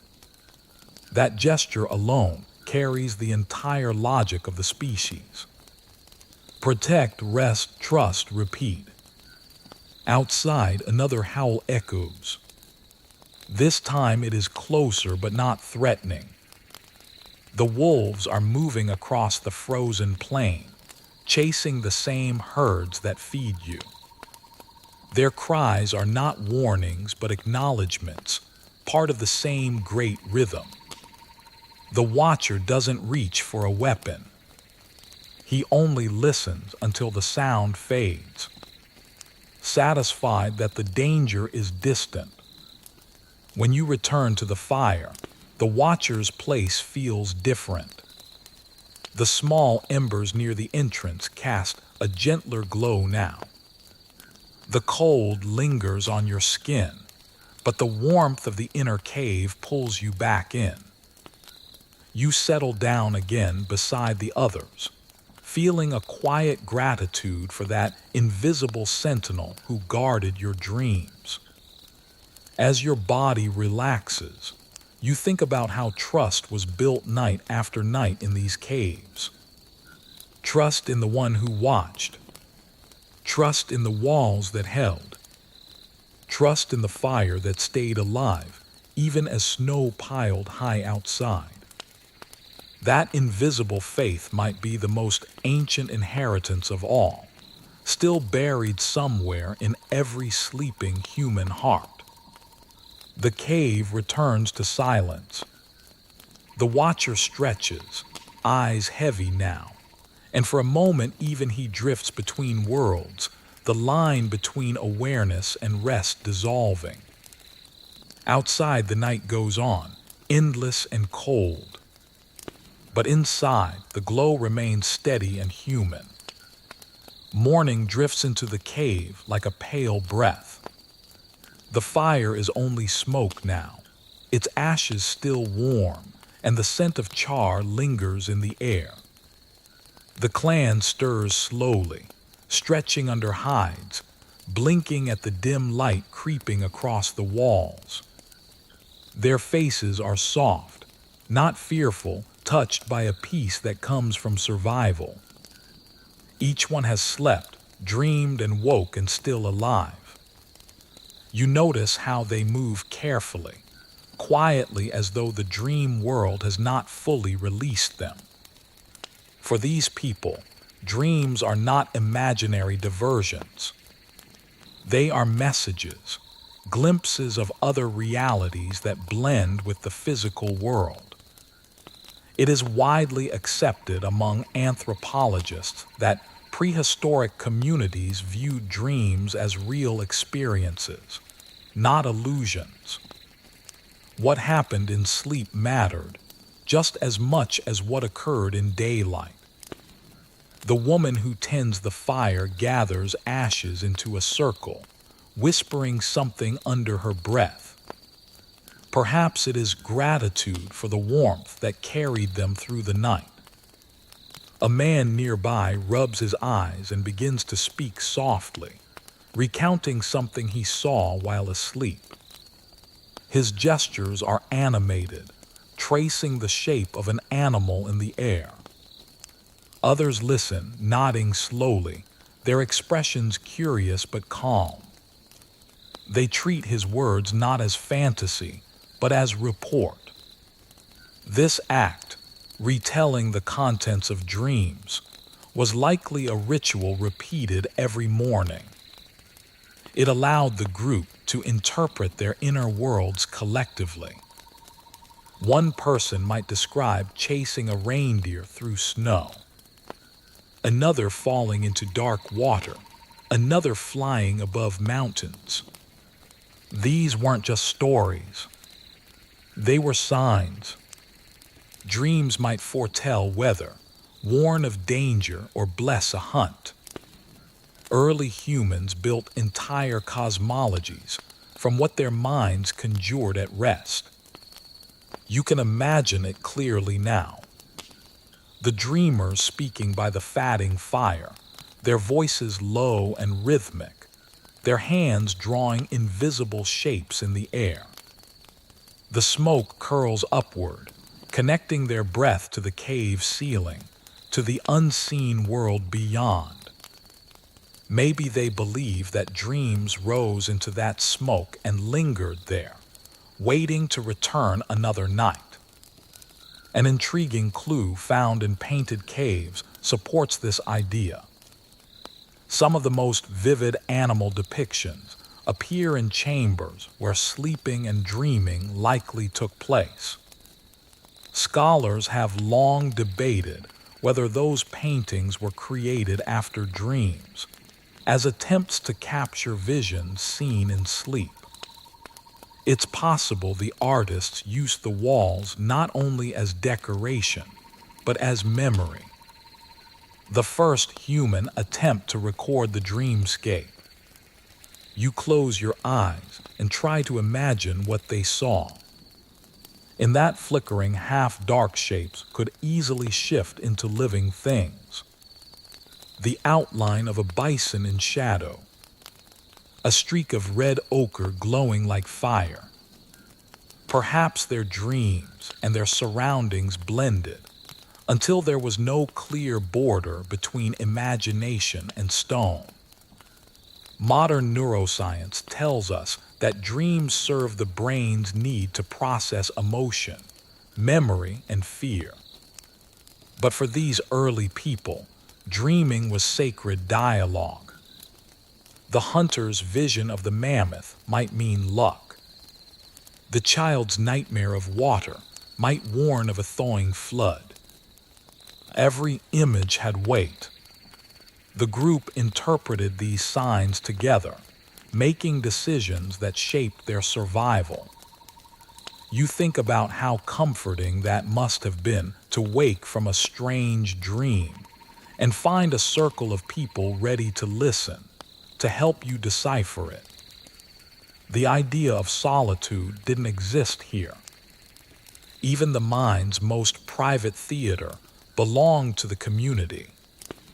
Some experts believe that such rituals also reduced anxiety. Sharing dreams helped the group release fear and strengthen cohesion. It turned personal confusion into collective story. Each morning, they rebuilt meaning together.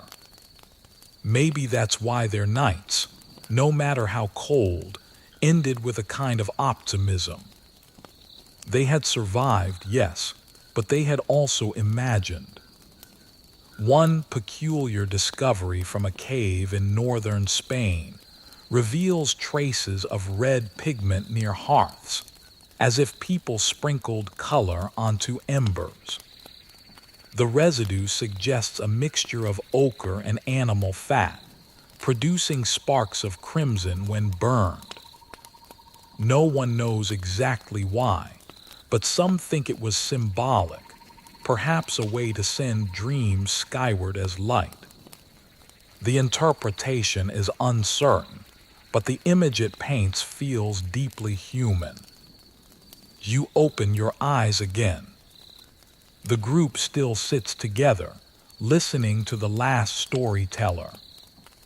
His words flow softly, steady as the trickle of water down the cave wall. His voice carries through the chamber and fades. When he finishes, silence settles again, but it feels charged, meaningful. Everyone looks at the fire, their faces thoughtful. The night has spoken and they have heard. The more you watch them, the more you realize that dreams gave shape to their waking world. The hunt, the weather, the birth of children, all these might have been influenced by what someone saw while asleep. In this way, the boundary between night and day was thin, fluid. Life itself was a cycle of vision and action, like breathing in and out. You stretch your legs, feeling the cool stone beneath your palms. The surface is rough but grounding. Maybe this is why prehistoric people slept so deeply. Their dreams were not distractions, but extensions of life itself. The body rested while the mind continued the day's work, hunting, fearing, loving in a softer form. The fire flared as someone stirs the ashes. The smoke twists into the air again, catching a shaft of pale sunlight from the entrance. It looks almost alive, like a messenger between realms. The dreamers rise one by one, gathering tools and hides. The day begins anew, built on the stories of the night. You sit for a moment longer, watching the last wisp of smoke drift upward. The cave grows quiet again, but you sense that even in silence it remembers. Every sigh, every whispered dream lingers in the air, echoing softly, like the pulse of the earth itself continuing to dream long after its children wake. When twilight returns, the cave glows again with fire light. Shadows begin their slow dance along the stone walls, sliding over ancient carvings and stains of red ochre. The air hums faintly with smoke and the soft rhythm of hands grinding pigment. Someone near the fire lifts a flat stone and spreads color across its surface with a bit of animal fat, creating a paste that glistens like wet clay. Tonight before sleep, the clan paints. In this world, art is not separate from survival. It is woven into it. The same hands that skin animals, that hunt, that build fires, also draw with astonishing delicacy. Most archaeologists agree that painting was not entertainment, but ritual, a way to shape meaning in a place that often felt merciless. To paint the hunt might ensure its success. To trace the image of a mammoth might capture its strength. These gestures were acts of hope, and perhaps acts of gratitude too. You crouch beside one of the artists. The fire flickers across their face, turning the eyes gold. They hold a hollow bone dipped in pigment and blow gently against the wall, spraying a fine mist that leaves the outline of a hand. The mark is bright red, as vivid as blood. It looks startling against the gray rock, almost alive. The painter pauses, studying it as if waiting for the stone to breathe back. There are thousands of such handprints across Ice Age caves. Some are small, belonging to children. Others are large, bold, reaching high, where only someone standing on another's shoulders could have placed them. Each print is a declaration. I was here. I existed. Even in a world of danger, people wanted to leave proof of their presence. The fire hisses and the glow shifts again. The walls ripple with light, making the painted animals seem to move. A bison lowers its head. A horse gallops. A reindeer leaps across stone. This illusion is unintentional, yet breathtaking. Researchers studying these caves have suggested that the flicker of flame was part of the design. The movement of light made the art come alive, a performance each night before sleep. The act of watching might have calmed the mind, turning imagination into meditation. You glance at the group gathered near the painter. They watch silently, breathing slow. A child rests against their mother's arm, eyes wide. The fire's warmth touches their faces, while the images shift and shimmer above them. In a sense, this is their version of a bedtime story. Instead of words, there is light and shadow, paint and movement. An odd finding in one site shows small soot marks near painted figures, as if someone waved a torch deliberately back and forth. The gesture may have been intended to animate the drawings, a primitive form of storytelling. It might also have been spiritual, a way to invite the spirits of animals into the cave to share their strength before the night's rest. No one truly knows, but the idea feels right. The smell of pigment fills the air.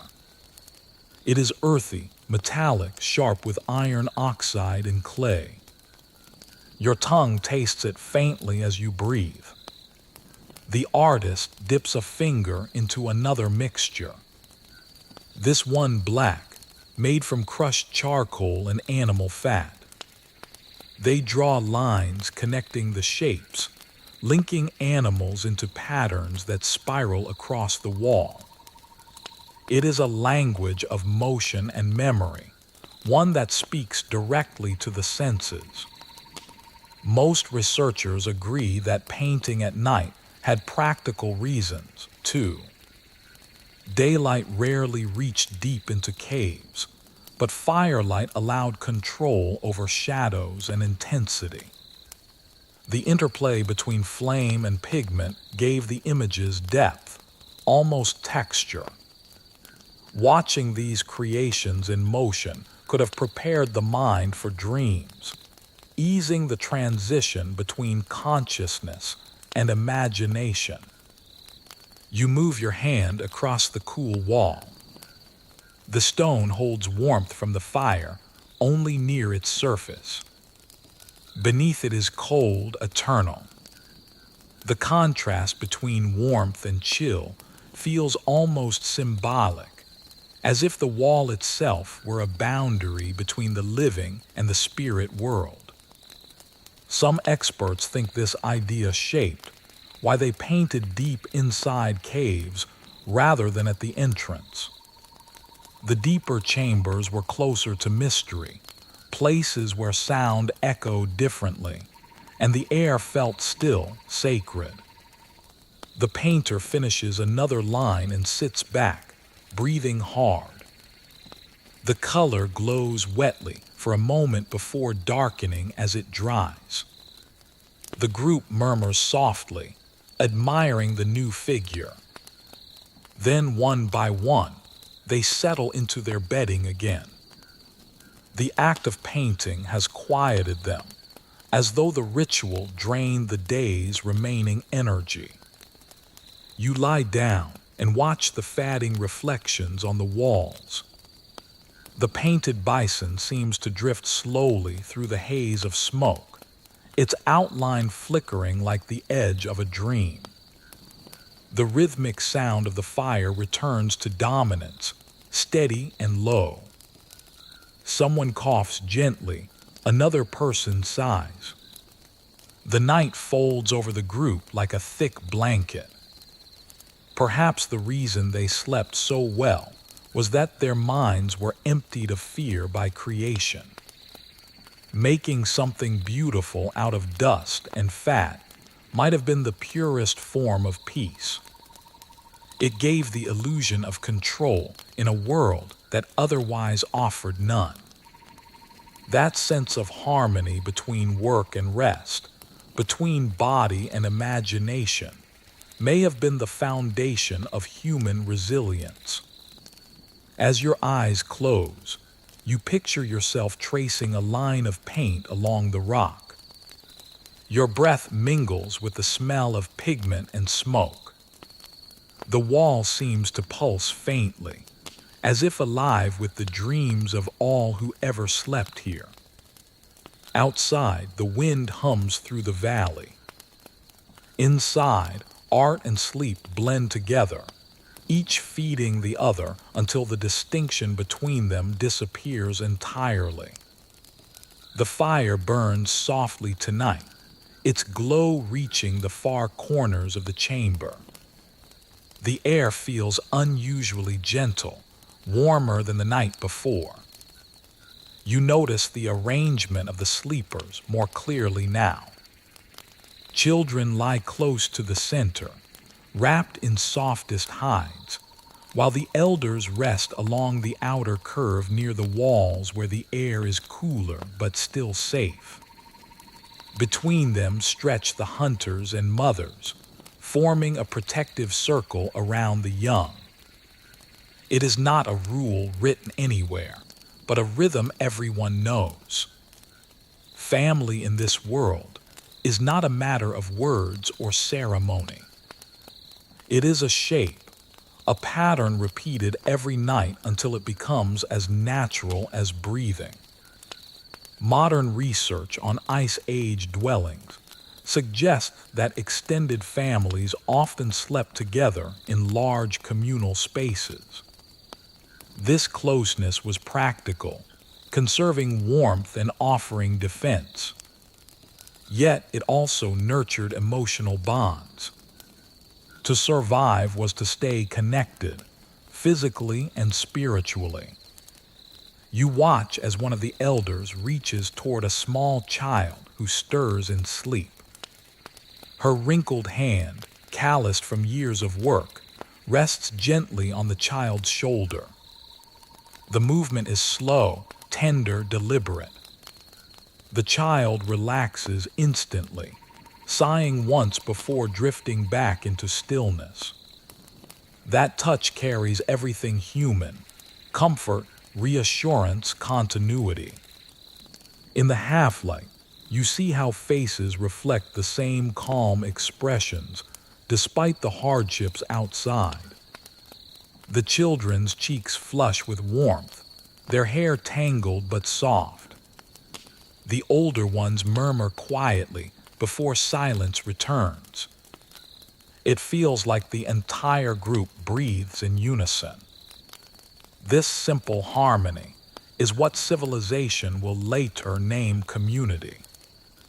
Archaeological studies of hearth arrangements suggest that families shared sleeping areas according to kinship and role. Elders often stayed near the fire not for privilege, but to monitor its life through the night. Their fatting strength found new purpose in watching over others. That subtle balance between usefulness and care reveals a truth we still recognize. Even in the harshest environments, belonging is a form of survival. The smell of smoke thickens again as someone adds a log. Sparks leap upward and fade, mirrored by a few sleepy blinks from children near the flame. They whisper softly to one another, their voices like ripples in a pond. The sound makes the air feel alive. Some scientists propose that such low murmurs during shared sleep may have been the earliest form of language training for young minds. In listening to half-dreamed conversations, children absorbed patterns of tone and rhythm long before formal speech existed. You imagine how it must have felt to grow up here. Each night a lesson in warmth, security, and rhythm. The lullabies of parents were not always sung. Sometimes they were gestures, breaths, or gentle taps against fur. Repetition itself was soothing. The heartbeats of those nearby became the first music a child would ever know. The social structure inside these caves shaped the roots of empathy. When people live this closely, every small sound matters. A sigh, a cough, a restless turn, each one draws response. One person shifts a blanket, another reaches to adjust a fur. Even in darkness, they attend to one another. That attentiveness trained generations to sense others' needs instinctively. Some psychologists today think this is where compassion began, in the quiet hours of shared sleep. You glance toward the elder again. Her eyes are open, reflecting faint orange light. She hums under her breath, a melody so soft it almost blends with the crackle of fire. The tune repeats without hurry, simple and low. Maybe it is a song from her own youth, a thread that connects decades of winters. Her hum carries across the group, until even those already half asleep seem to breathe in rhythm with it. A curious discovery from one archaeological site reveals beads and carved bones found near bedding layers belonging to older women. It suggests that they kept small objects of memory close while sleeping, perhaps charms or tokens of children lost or grown. Objects of tenderness worn smooth by fingers in the dark. These were not ornaments for display, but reminders of connection. Tiny proofs of love in a world that could take everything else. The fire sighs again, settling lower. Someone near the entrance adjusts the hide curtain to block the chill.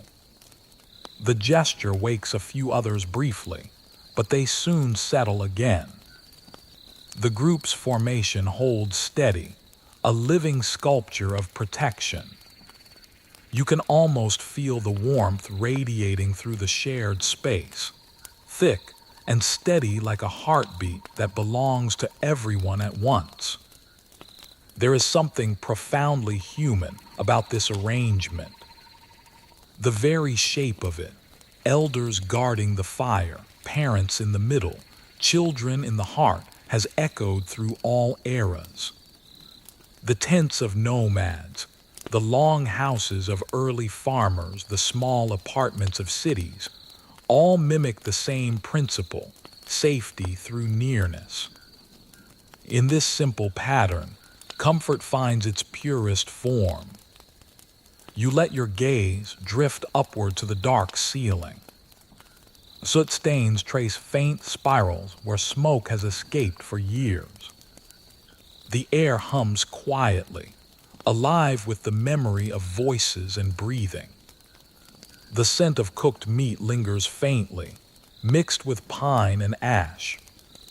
You close your eyes and imagine the weight of those layers of sound and smell, pressing gently on your senses. Perhaps this closeness explains why they slept so deeply. Each heartbeat reinforced another, creating a chorus of reassurance. Even fear, that most primal companion, lost its edge when shared among many. The collective warmth and rhythm became a barrier stronger than any wall. The child stirs again, turning toward the elder's side. A small hand finds hers in the dark. She squeezes gently without a word. That touch, fragile and timeless, bridges generations. It reminds you that comfort does not come from walls or fire alone. It comes from proximity, from the shared promise that you are never alone in the dark. The fire glows a last time, steady and red before dimming. The hum fades into silence. The circle of sleepers remains unbroken, a living symbol of connection. You close your eyes, feeling that same warmth reach across time. For a few quiet moments, It feels as though the entire human story rests beside you, breathing softly in the dark. Outside, the winter deepens beyond anything you have yet felt. Snow falls so heavily that it muffles the world, softening even the echo of wind. The air holds no scent, no movement, only white silence pressing against the mountain. Inside the cave, the fire burns brighter than usual, its glow the only defiance against the cold. Tonight, the people face a test that will stretch the limits of endurance. The storm has raged for days. The entrance is nearly sealed by snow, leaving just a narrow vent through which smoke escapes. The light that filters through it is faint and gray. Yet inside, the clan works with quiet precision. This is not their first great winter, and their knowledge has been shaped by generations of survival. Archaeological evidence from deep cave settlements shows adaptations made to withstand extreme cold, stones arranged to reflect heat inward, animal hides stretched over openings, and narrow corridors chosen to trap warmth. Each decision was a masterpiece of instinctive engineering. You watch as the group reinforces the hide that seals the entrance, securing it with heavy bones. Others drag pieces of wood closer to the fire, feeding it in short intervals to maintain an even burn. The heat rises, meeting the cool air that leaks from outside, forming a mist that hangs just above your head. Every breath feels thick, every movement deliberate. This is not comfort anymore. It is resilience turned into ritual. One man takes a hollowed log and sets it near the fire, filling it with glowing embers. Soon the heat spreads through the wood, creating a gentle, radiant warmth that lasts for hours. It is an early version of central heating, a brilliant improvisation that archaeologists still puzzle over. How did they understand heat transfer so precisely without ever numbing it? The answer lies in observation. Thousands of nights spent watching flame and stone taught them what worked. The smell inside the cave changes as they burn different woods. Pine fills the air with its sharp, sweet resin. Birch adds a faint tang, and occasionally someone throws in dried moss that sizzles and smokes quickly. The layers of scent create an atmosphere that feels both protective and strangely soothing. Fat lamps flicker along the wall, their small lights multiplied by wet stone. The shadows sway, and the illusion of movement comforts the eye. A woman near the fire prepares the bedding. She shakes out furs that have grown damp, laying them in thick overlapping layers. Beneath, the old moss is replaced with fresh straw stored at the back of the cave. She works quickly, her hands practiced. When she finishes, she spreads a hide at the edge of the fire for a small child to rest on. The child curls up instantly, already half asleep, despite the noise of the storm outside. The others gather closer. The fire crackles, throwing bursts of warmth into the air. Someone stirs a pot hung above the flames. Its contents, a mixture of fat, bone broth, and dried roots. The smell fills the chamber. This meal, rich in calories, is designed not for pleasure but for survival. The thick liquid coats the throat, warming from within. They eat slowly, savoring each sip. When the pot is empty, silence returns, except for the rhythm of wind and fire. In a corner, the eldest of the group adjusts a fur curtain hung between two rocks.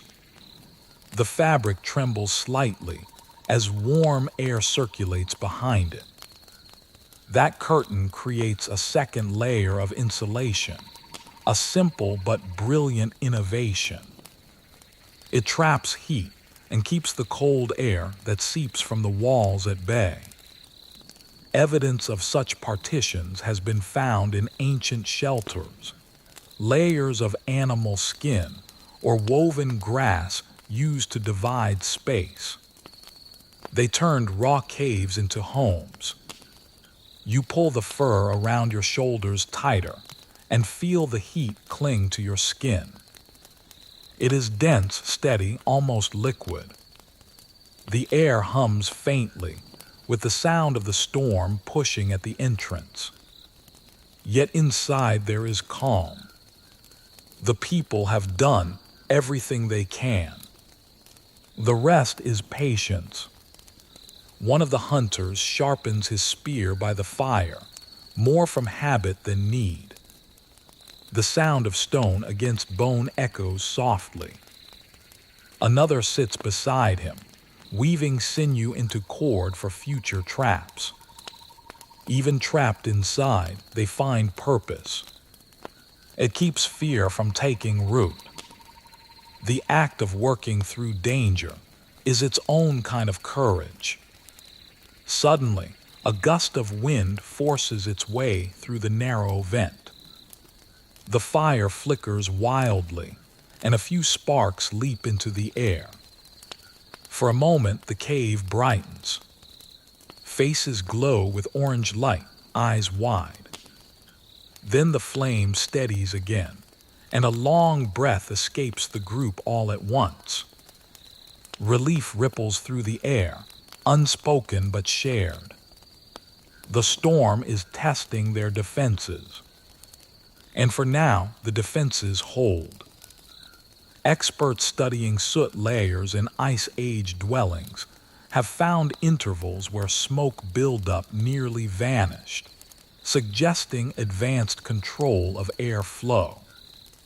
These people learned to shape the invisible currents that moved through their shelters, creating equilibrium between heat and air. Their survival depended not on brute strength, but on understanding how the world breathed. Hours pass, and the sound of the wind lessens. The fire burns lower now, reduced to a soft glow. The group begins to settle again, lying close beneath heavy furs. The storm has not yet ended, but fatigue wins over fear. One by one, their breathing slows. The crackle of embers becomes the night's only sound.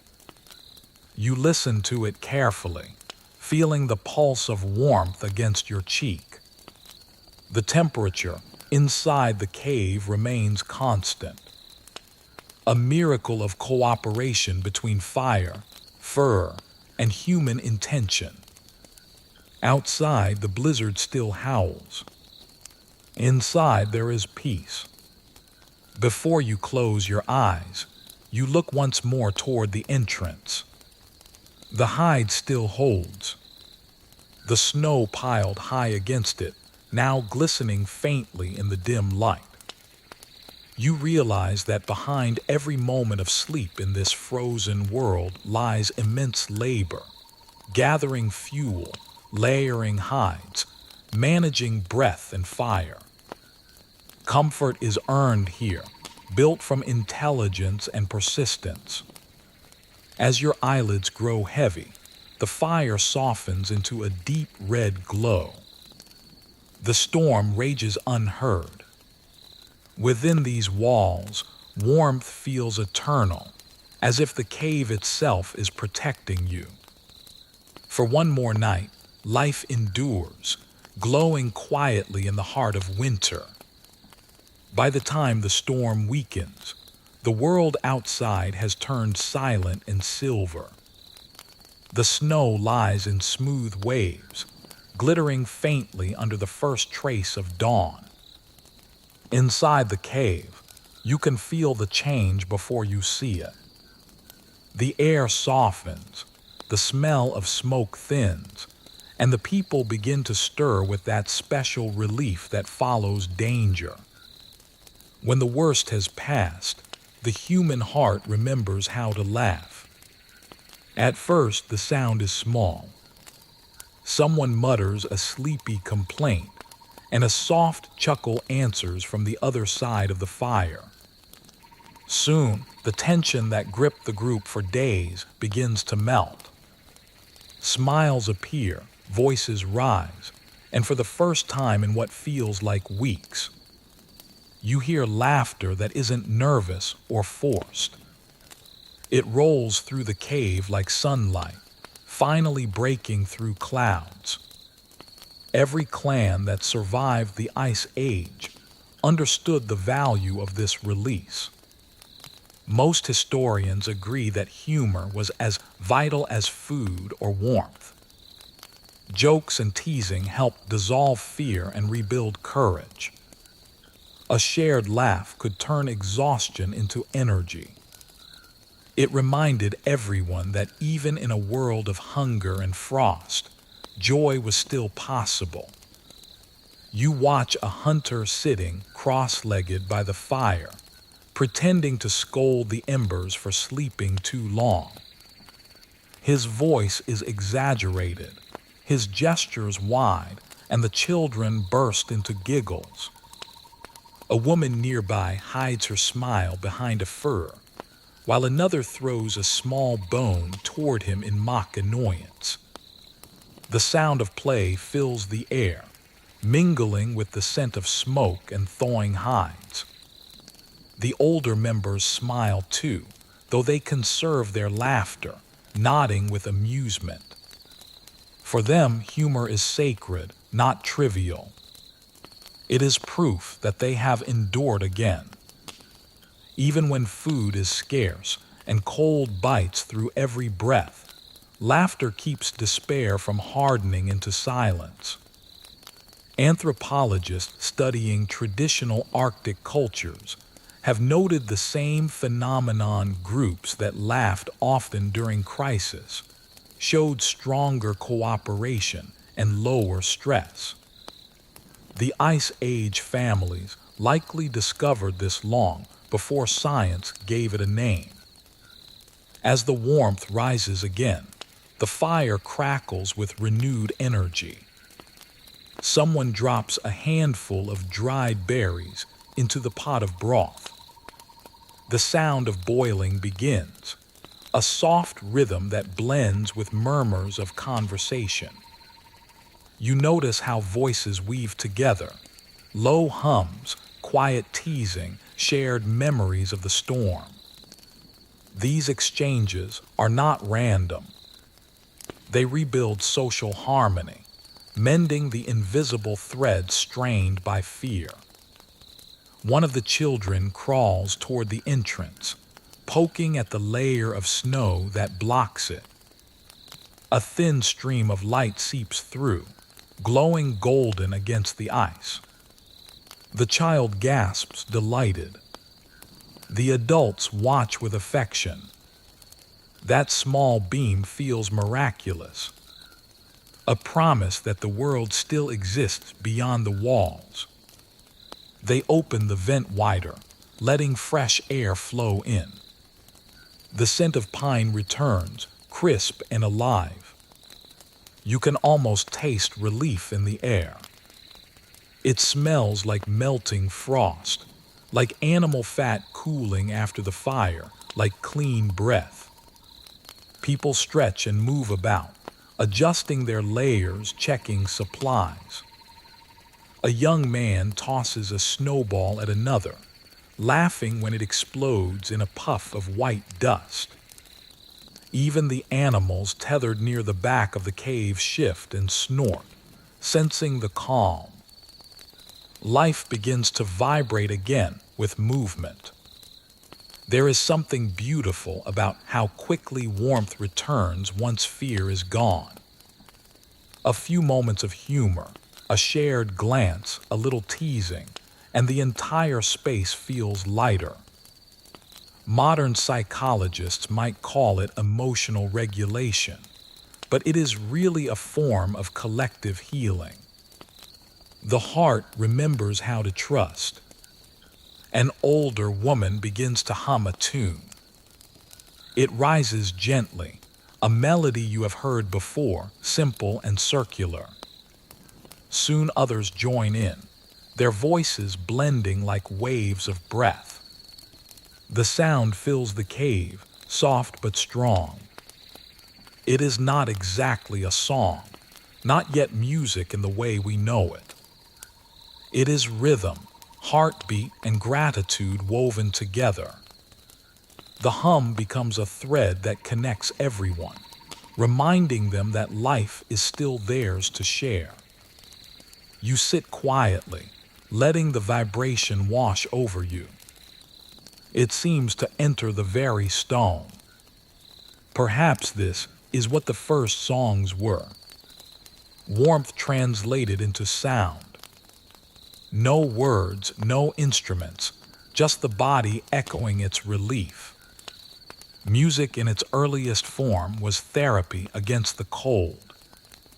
An intriguing detail found in a cave in southern France supports this idea.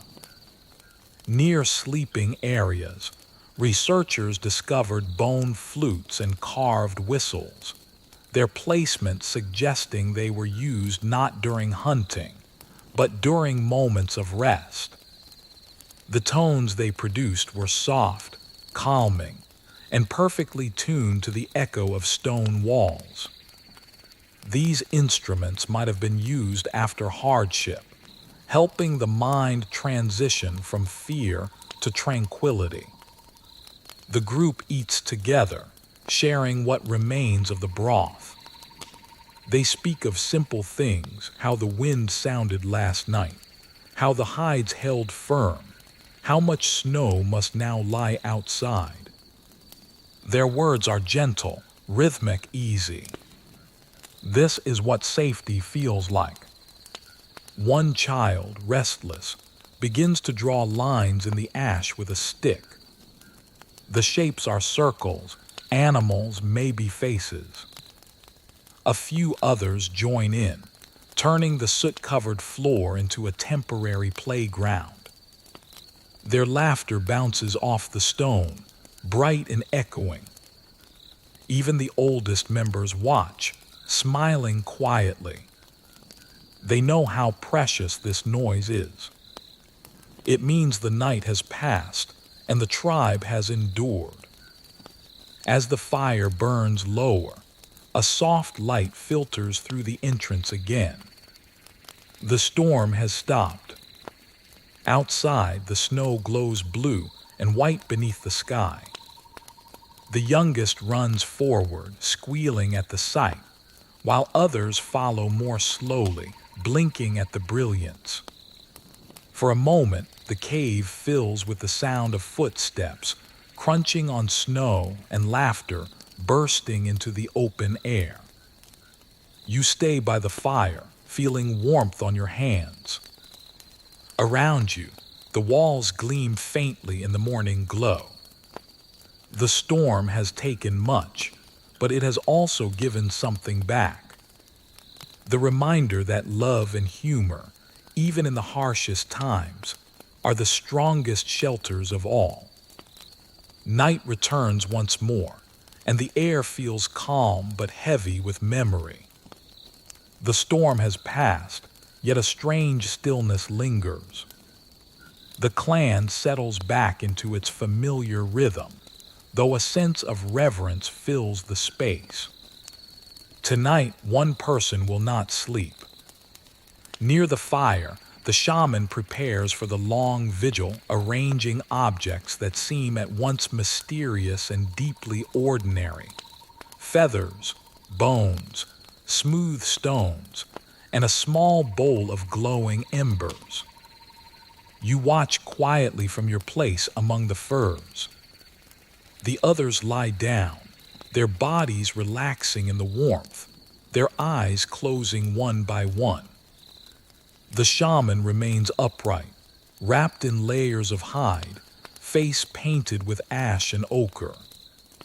The firelight flickers across features that seem carved from stone.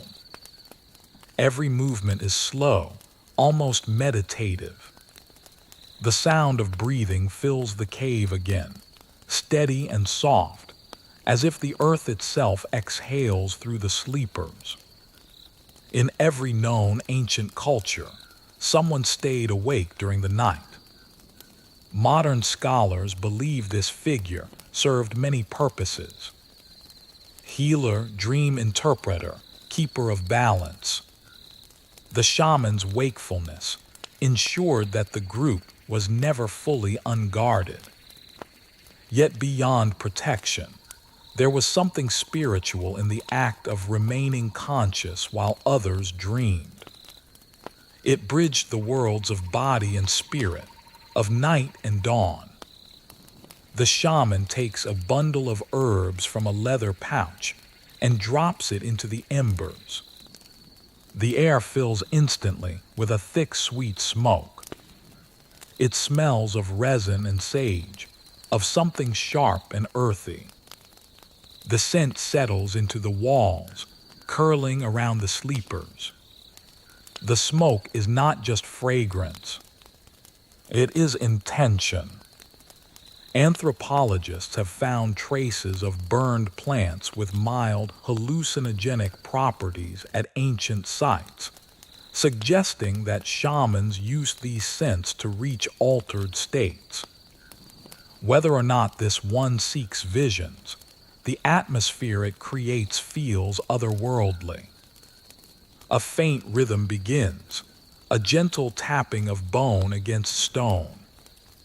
The sound repeats unhurried, echoing faintly through the chamber. It seems to merge with the drip of water from the ceiling and the crackle of the fire. Slowly, the rhythm becomes a pulse. The shaman hums in time with it, a low vibration that resonates in your chest. It is not music in the modern sense, but it carries meaning all the same. The hum grows softer, then fades entirely. For a while, there is only silence. You can feel it pressing gently against your skin. Then a whisper begins. A string of words too quiet to understand, maybe even a language no one fully speaks anymore. The tone is rhythmic, soothing, almost like a prayer spoken directly to the fire. Archaeologists studying prehistoric ritual chambers have found soot marks in spiral shapes, perhaps from torches moved in circles during night ceremonies. The same motion appears now as the shaman lifts a small torch and traces a slow spiral in the air. The light moves across the walls, illuminating old paintings, the faces of the sleepers, the shimmer of animal fat on stone. Each circle seems to pull the cave inward, binding the group together through shared warmth and rhythm. You feel your own breathing slow to match the pace of that spiral. The air grows thicker, the shadows deeper. The shaman's presence radiates calm. This is not performance, but purpose. Their wakefulness serves as the balance to everyone else's rest, the steady flame that prevents the dark from becoming chaos. Curiously, in several early societies that descended from Ice Age cultures, shamans described dreams of fire that spoke and guided them. It is possible that those stories began in nights like this, when one person watching over the embers began to see shapes in the smoke, animals forming and dissolving, voices murmuring in rhythm with the heart. Whether vision or exhaustion, no one can be certain. But such moments may have shaped the beginnings of belief. The idea that the night itself had a consciousness. You glance around the chamber. The sleepers shift occasionally, but do not wake. The air hums, gently filled with the sound of quiet life. The shaman continues to watch, eyes reflecting the glow of the fire. Hours pass in this way, time melting into the rhythm of breath and flame. It is strange to think that one person's decision to stay awake might have changed the course of human thought. The act of watching when others sleep nurtured imagination. The lonely silence forced the mind to invent meaning. Perhaps that is where stories of gods, ancestors, and spirits first emerged. When darkness became too vast, the watcher gave it a voice. The shaman leans forward and sprinkles ash onto the fire. Sparks flare, lifting upward like tiny constellations before fading into the ceiling. The light glimmers on the wall, touching the painted bison and handprints, turning them briefly to gold. Then it fades again, leaving the cave darker but somehow lighter in spirit. The watcher's task is almost complete. Outside, the wind sighs through the valley. The first hint of dawn begins to gray the snow beyond the entrance. The shaman exhales slowly, stretching limbs stiff from stillness. The night has held. The fire still burns. The people have rested. Balance is restored. You close your eyes, letting that calm fill you. The smell of smoke, the faint taste of ash, the rhythm of fading sound, all blend into something ancient and familiar. You realize that rest is not just what happens when the body stops. It is also what happens when one mind chooses to stay present, so others can drift safely into dreams. As the first light touches the cave walls, a shaman sits in silence watching the glow spread. For a moment, time feels circular, endless. Night becomes day again, and with it the story of humanity continues, steady as a heartbeat. By mid-season, the world outside the cave begins to shift. The deep snow shrinks into patches. Rivers crack open and birds return with high echoing cries. The air carries a different scent now, one of thawing soil and faint green growth. The cold will come again, but for a few months the land softens for the clan. This is the time to move. The migration begins at dawn. The cave that served as home through the brutal winter is quiet now. Smoke stains the ceiling where countless fires have burned, and the smell of old ash lingers like a memory. The people pack carefully. Bundles of fur, stone tools, dried meat, and precious fire stones that can still spark with a single strike. They do not say farewell aloud. They simply touch the walls one last time. That gesture alone carries meaning enough. Archaeologists studying migration routes have found patterns that match this rhythm.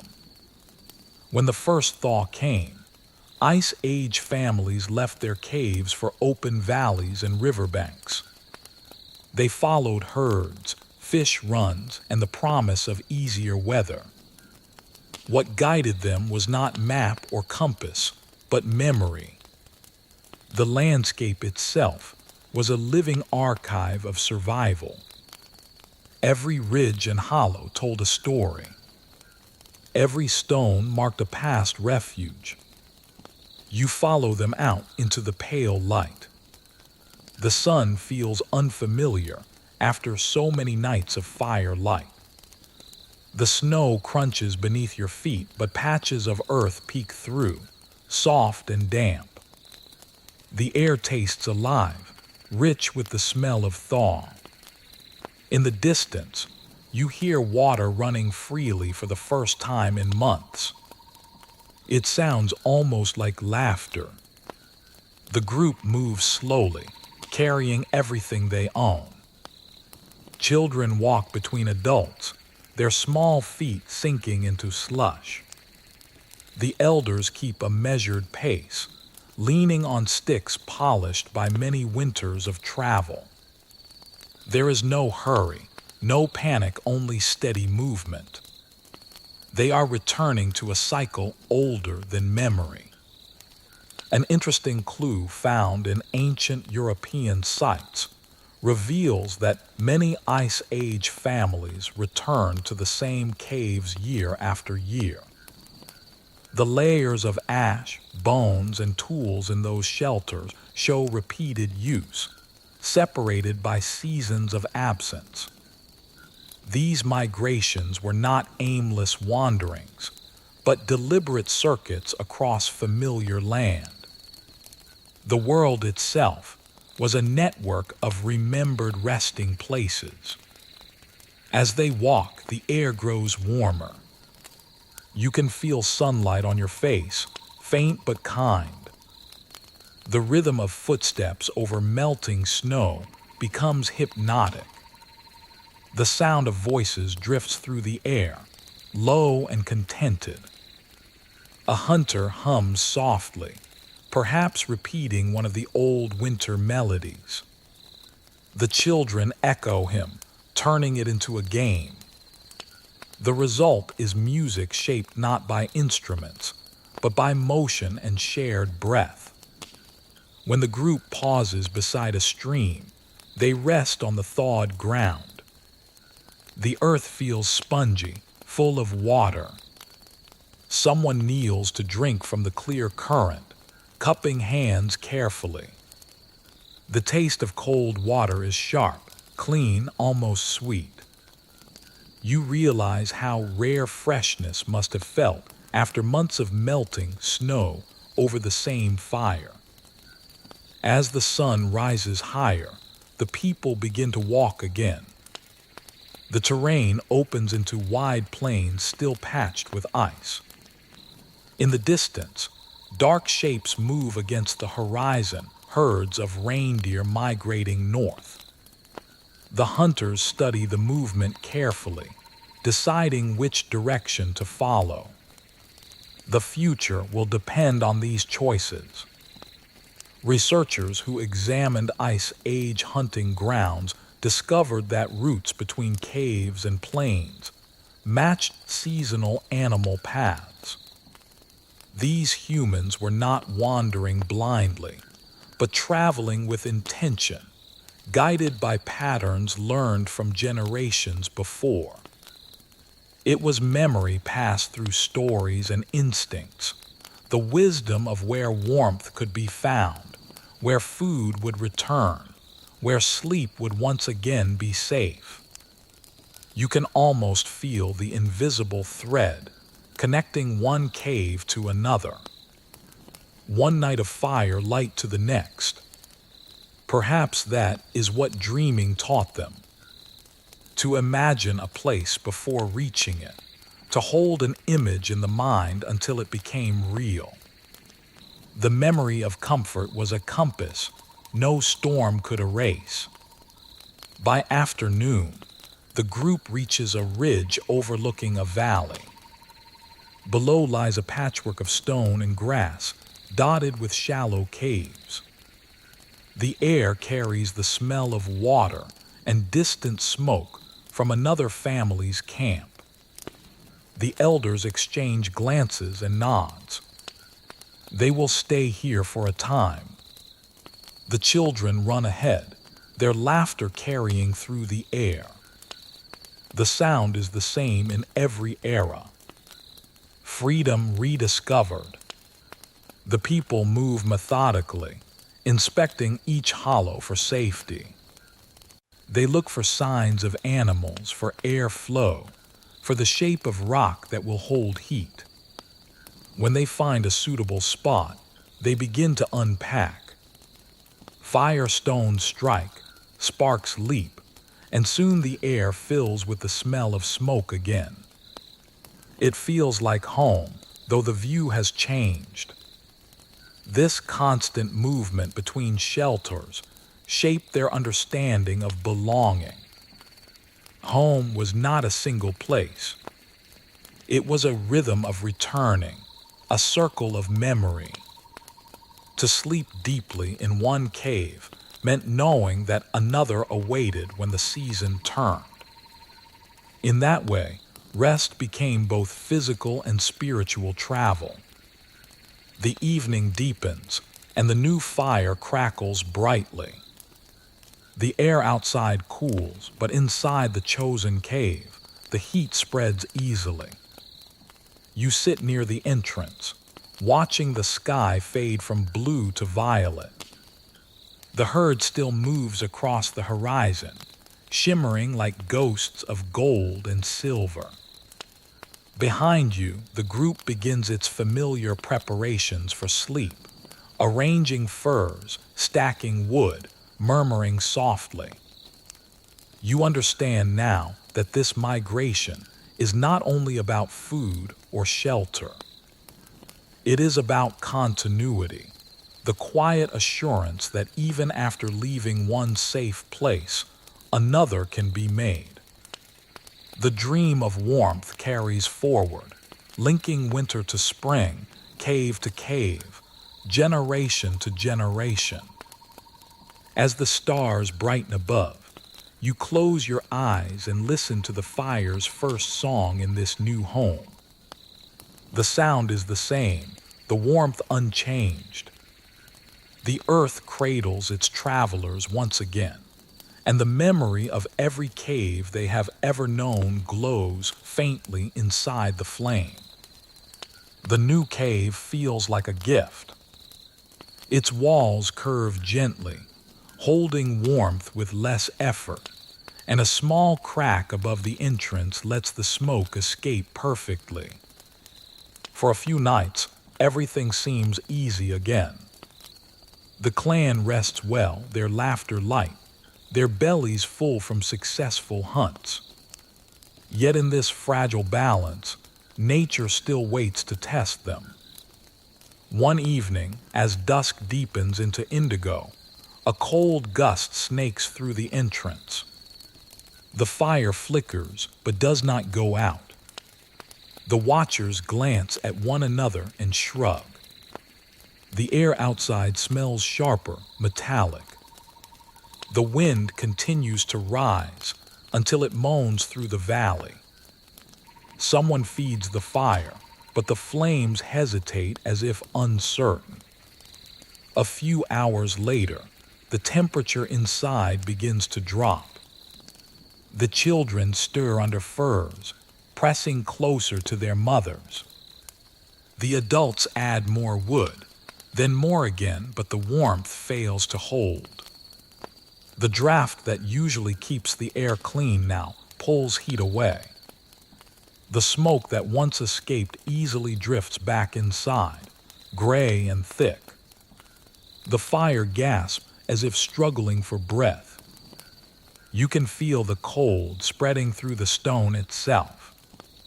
The walls that once radiated warmth now feel damp and icy to the touch. The group works quickly, covering the vent above, sealing the entrance with hides, stacking stones to block the worst of the wind. It helps for a moment, but not enough. The fire dims again. For the first time in many nights, fear returns. A hunter strikes flint against steel, trying to coax sparks onto dry moss. Nothing catches. The air feels heavy with smoke. The moss too damp. The rhythm of striking repeats again and again until sparks finally flare. Everyone exhales in relief as a faint orange glow returns. The flame grows, then sputters again. When the draft steals its breath, the cold creeps back in.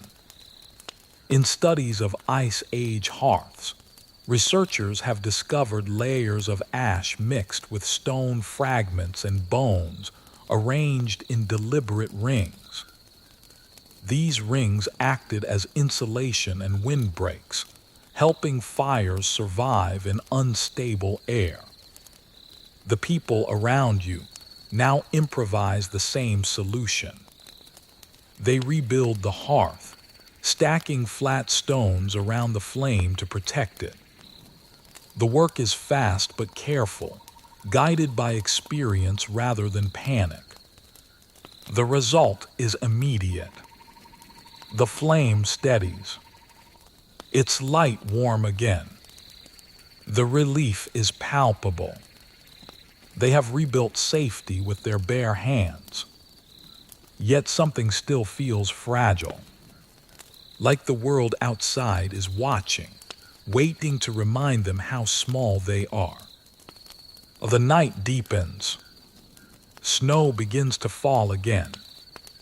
Quieter this time, but relentless. Each flake landing outside adds to the pressure sealing the entrance. The hides tremble slightly under the weight. Inside, the air grows thick and gray. Breathing becomes a conscious act. One woman coughs softly, then another. The smoke swirls near the ceiling, trapped with nowhere to go. To fix this, the oldest man crawls to the vent, lifting one hide just enough to let the air flow. The cold rushes in like a blade. The fire flares brightly, feeding on new oxygen, then steadies again. He lowers the hide carefully, balancing warmth against breath. It is a delicate game between survival and suffocation. One humanity will play until the invention of chimneys thousands of years later. The hunters take turns keeping the fire alive, their faces shining with sweat despite the cold. They pass around a piece of roasted fat, chewing slowly to keep energy flowing. Their eyes meet often but without words. Everyone understands the stakes. An intriguing experiment by modern archaeologists once recreated such a cave fire under similar conditions. The researchers noted that with minimal air flow, carbon buildup could induce dizziness and vivid hallucinations. You wonder if those same sensations visited your Ice Age kin. Perhaps they saw shapes forming in the smoke or felt the air hum with presence. Maybe the line between fear and vision blurred again, as it often does in darkness. The fire steadies at last, burning low but constant. The clan gathers close, wrapping in every remaining hide. Children sleep between adults, their small faces half buried in fur. The smell of smoke clings to everything, thick but oddly comforting. The worst has passed for now. Outside, the snow continues to fall. It muffles the world so completely that the night feels timeless, detached from everything except the faint crackle of the fire. Inside, you sense a quiet resilience. These people are learning what even the strongest creatures must learn. Sometimes survival is not about strength, but about endurance and adaptation. Hours later, the storm fades. The air in the cave clears slowly, revealing soot-blackened walls and tired faces. The people move gently, cautious but relieved. Someone feeds the fire one last time before lying down again. The warmth now feels richer, earned through effort. You rest your hand on the stone beside you. It radiates faint heat again, proof that balance has returned. The walls, once cold and hostile, begin to glow faintly in the light. They have become familiar once more, transformed from obstacle into ally. In that moment, you understand what kept these early people alive through every cruel season. It was not luck or brute force, but the calm persistence to rebuild after each failure. To lose the fire and find it again, to keep breathing through the smoke, to hold warmth in memory until it returns. The group sleeps deeply now. Outside, the snow stops completely. The night clears into stillness. Stars shimmer faintly beyond the entrance, sharp and countless. Inside, a small ember glows, heartbeat red, keeping the promise of life alive until morning. By now you have lived many nights inside these ancient walls. You know the weight of the air, the voice of the wind, the taste of smoke. You know how the cave holds heat and how it exhales when the sun rises.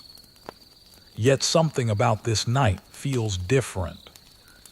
The clan has survived another season, and the world itself seems to pause as if acknowledging the endurance of these fragile bodies.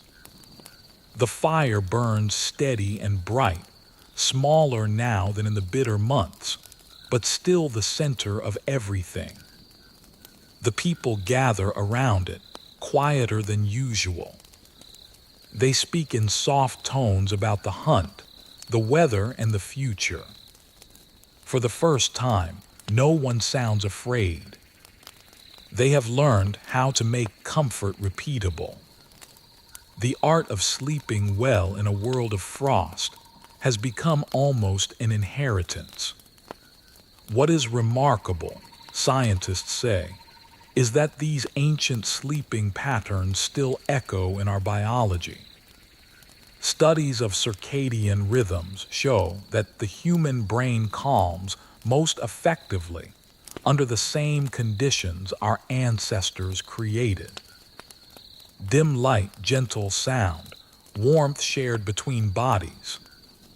The lessons of those caves still whisper through our nervous systems. Even modern rest relies on the same primal cues that once guided survival. You glance at the wall and notice the faint outlines of soot trails from dozens of fires past.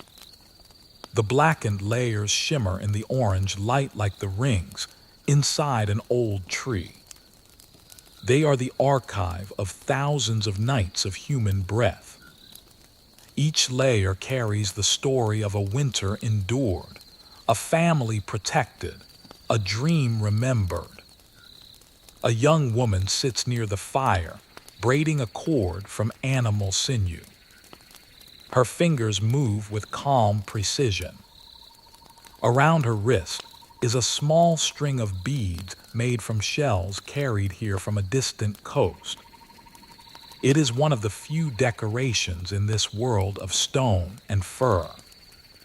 Shells this far inland could have been traded or perhaps found during summer wanderings. Their presence proves that even in hardship, people valued beauty. Modern archaeologists have found similar ornaments beside hearths, suggesting that aesthetics were not a luxury, but a necessity. Beauty, like warmth, sustained the mind. You touch the smooth surface of a nearby rock and realize how polished it has become from generations of contact. The habit of resting a hand on stone, of grounding the body before sleep, might have taught the first humans the comfort of texture. Even today, we seek similar reassurance through the softness of blankets and the weight of pillows. The connection between body and material began here in the quiet cradle of rock. Some researchers suggest that the darkness of these caves allowed the human mind to evolve deeper forms of rest. With no flicker of artificial light and no sharp boundaries between waking and dreaming, early humans slipped easily between consciousness and imagination. Their nights were long, yet they were not restless. The body obeyed the darkness, and the mind wandered safely within it. You breathe slowly, letting your own eyes adjust to the same dim glow. The sound of the fire is gentle, the rhythm of breath familiar. A mother hums softly to a child who refuses to settle. The tune is low and repetitive, the melody more feeling than sound. Listening, you sense that the song has no beginning or end. It is a loop, a circle like the seasons themselves. The hum mingles with the dripping of water from the ceiling. Together, they create the world's first lullaby. This combination of sound and stillness was enough to slow the heartbeat, to quiet the mind. The repetition told the body it was safe. Sleep came easily when the world outside had been held at bay. An interesting observation from modern sleep studies shows that people who spend time in environments mimicking natural light-dark cycles report deeper rest and more vivid dreams. It seems the human body still longs for the rhythm of firelight and the darkness that follows. The artificial brightness of our age has not erased the echo of those caves. It merely buries it.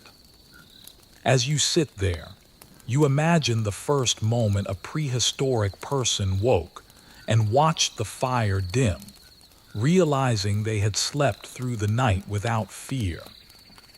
That recognition must have felt profound, almost holy. Safety was not permanent, but it was possible. To wake warm, surrounded by familiar faces, was to know that life could be more than struggle. It could contain moments of peace. You look at the people around you now. Their breathing is slow. Their faces peaceful. The fire paints their cheeks gold. The children's small hands rest open, fingers curled loosely as if they hold invisible dreams. The elders sleep sitting upright, heads tilted slightly forward, expressions serene. This tableau feels timeless. If you stepped away, centuries could pass, and nothing here would change. Perhaps this is what our modern world has forgotten. Sleep is not only the absence of movement. It is a conversation between body and environment. The hum of air, a smell of smoke, the nearness of others. These are the things that taught humanity how to rest. The cave was not just shelter. It was a teacher. It shaped the nervous system, the imagination, and even the way we define safety. You realize that when people today close their eyes in a darkened room, the same ancient instinct still guides them. The body recalls the rhythm of the fire, the closeness of family, the security of stone around it. The warmth of a blanket is the memory of fur.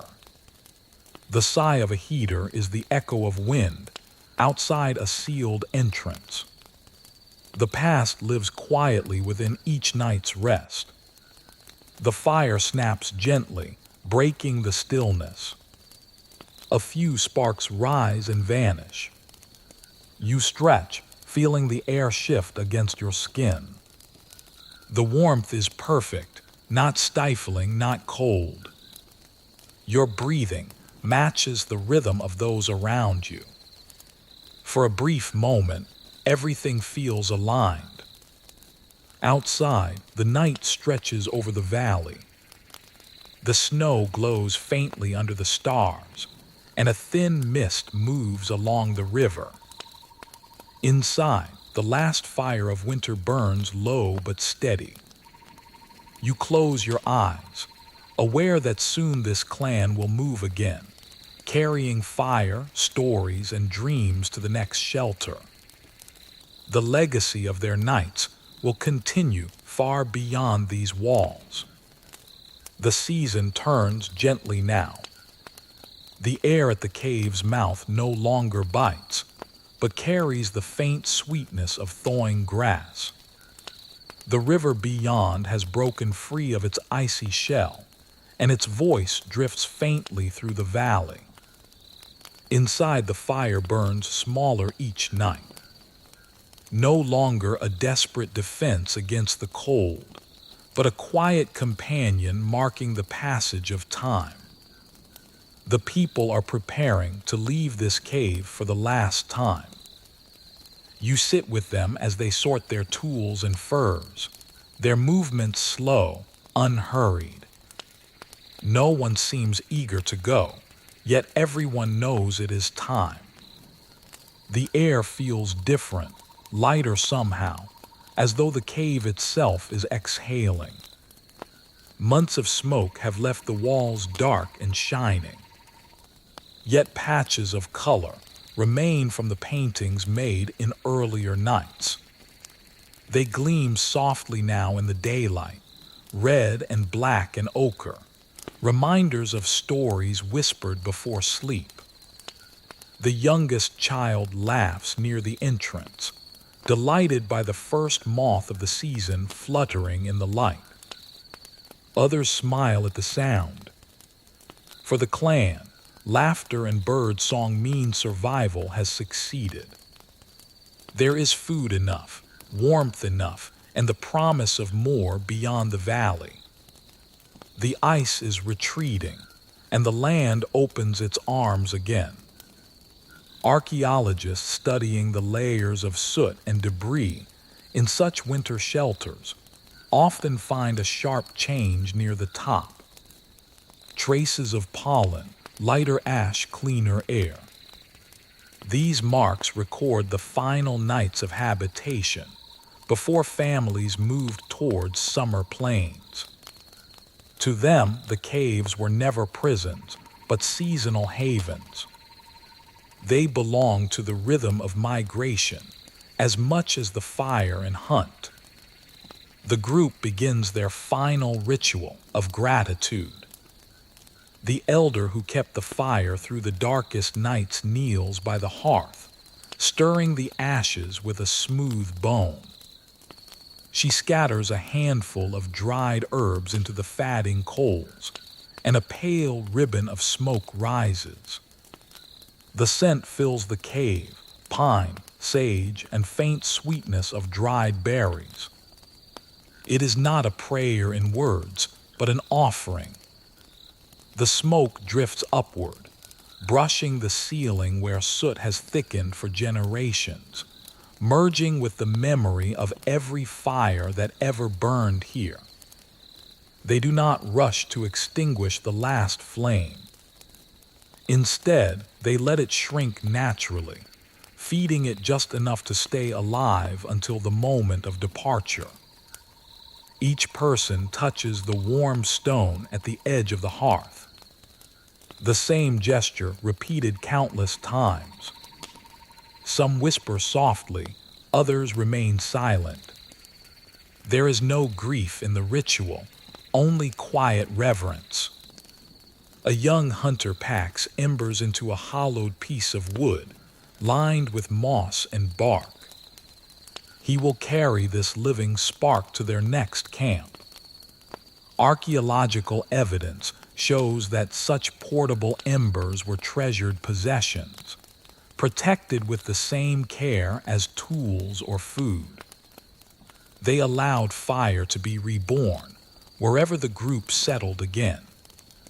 The act of carrying flame was both practical and sacred, a literal continuation of life. You watch as they gather near the entrance. The air outside glows golden, scattered with drifting snow that melts before touching the ground. The first green shoots are beginning to pierce the soil. The valley smells of wet stone and renewal. Each step outside feels like stepping into another world, but the memory of the cave clings gently, a second skin of warmth and smoke. Before leaving, a woman turns back to look inside. The light catches her face, and for a moment she seems to see not just the cave, but the echo of every night spent there, the hum of songs, the laughter after storms, the faint glow of embers keeping death away. She smiles, places a hand on the wall, and then follows the others into the open air. Inside, the fire dwindles at last. The smoke curls upward in slow spirals, then fades. The cave is silent again, empty, except for the faint warmth still radiating from the stones. It will cool soon, but the scent of human life will linger for a while. A whisper of existence carried in the minerals and soot. Centuries from now, another group will find this place. They will notice the blackened ceilings, the layered ash, the handprints still faintly visible in red ochre. They will wonder about the people who lived here, how they endured, how they dreamed. Perhaps they will understand what you now feel, that this cave was not just shelter, but a cradle of the human spirit. The wind returns, moving softly through the entrance. It stirs the dust, the scent of herbs, the faint remnants of warmth. The cave breathes again, waiting for the next travelers who will need it. For now it rests. You follow the clan into the open plain. The sky is immense, full of color after months of gray. The earth feels soft beneath your feet. Behind you, the cave shrinks into shadow. Yet its memory burns inside you. The rhythm of its silence, the comfort of its walls, the song of its fire, they all remain, carried forward like embers within your chest. The people move in a long line toward the horizon. The river gleams beside them. The wind carries the scent of melting snow, and the light of early spring wraps the land in calm. The harshness of winter has ended, and with it comes a promise older than history itself. There will be more nights, more fires, more dreams. As darkness gathers again, they will make new shelters. They will lay fresh bedding, strike sparks, and watch flame bloom against stone. And when they close their eyes, they will drift into the same deep ancient peace that once filled every corner of this cave. The story quiets now. The snow has melted, the fires are low, and the last echoes of footsteps fade into the distance. You remain still for a moment, breathing softly, feeling the warmth of what once was. The air around you is gentle, heavy with the scent of smoke and memory. Imagine the rhythm of your breath matching the slow pulse of the earth, steady and patient. Let your thoughts soften, as if sinking back into the same silence that once wrapped those ancient sleepers. Picture the cave behind your eyelids, the flicker of its light dimming until only warmth remains. The cold cannot reach you here. The wind outside is calm. The night is safe. If you listen closely, you might still hear the murmur of their voices, faint as water beneath ice. They whisper the same promise that carried them through every winter. Rest now, for the world will wait. The fire fades completely. The stars brighten. The air grows still. Let the quiet settle around you and drift with it, gently and slowly, into the deep, timeless sleep that has always belonged to humankind. A sweet dreams,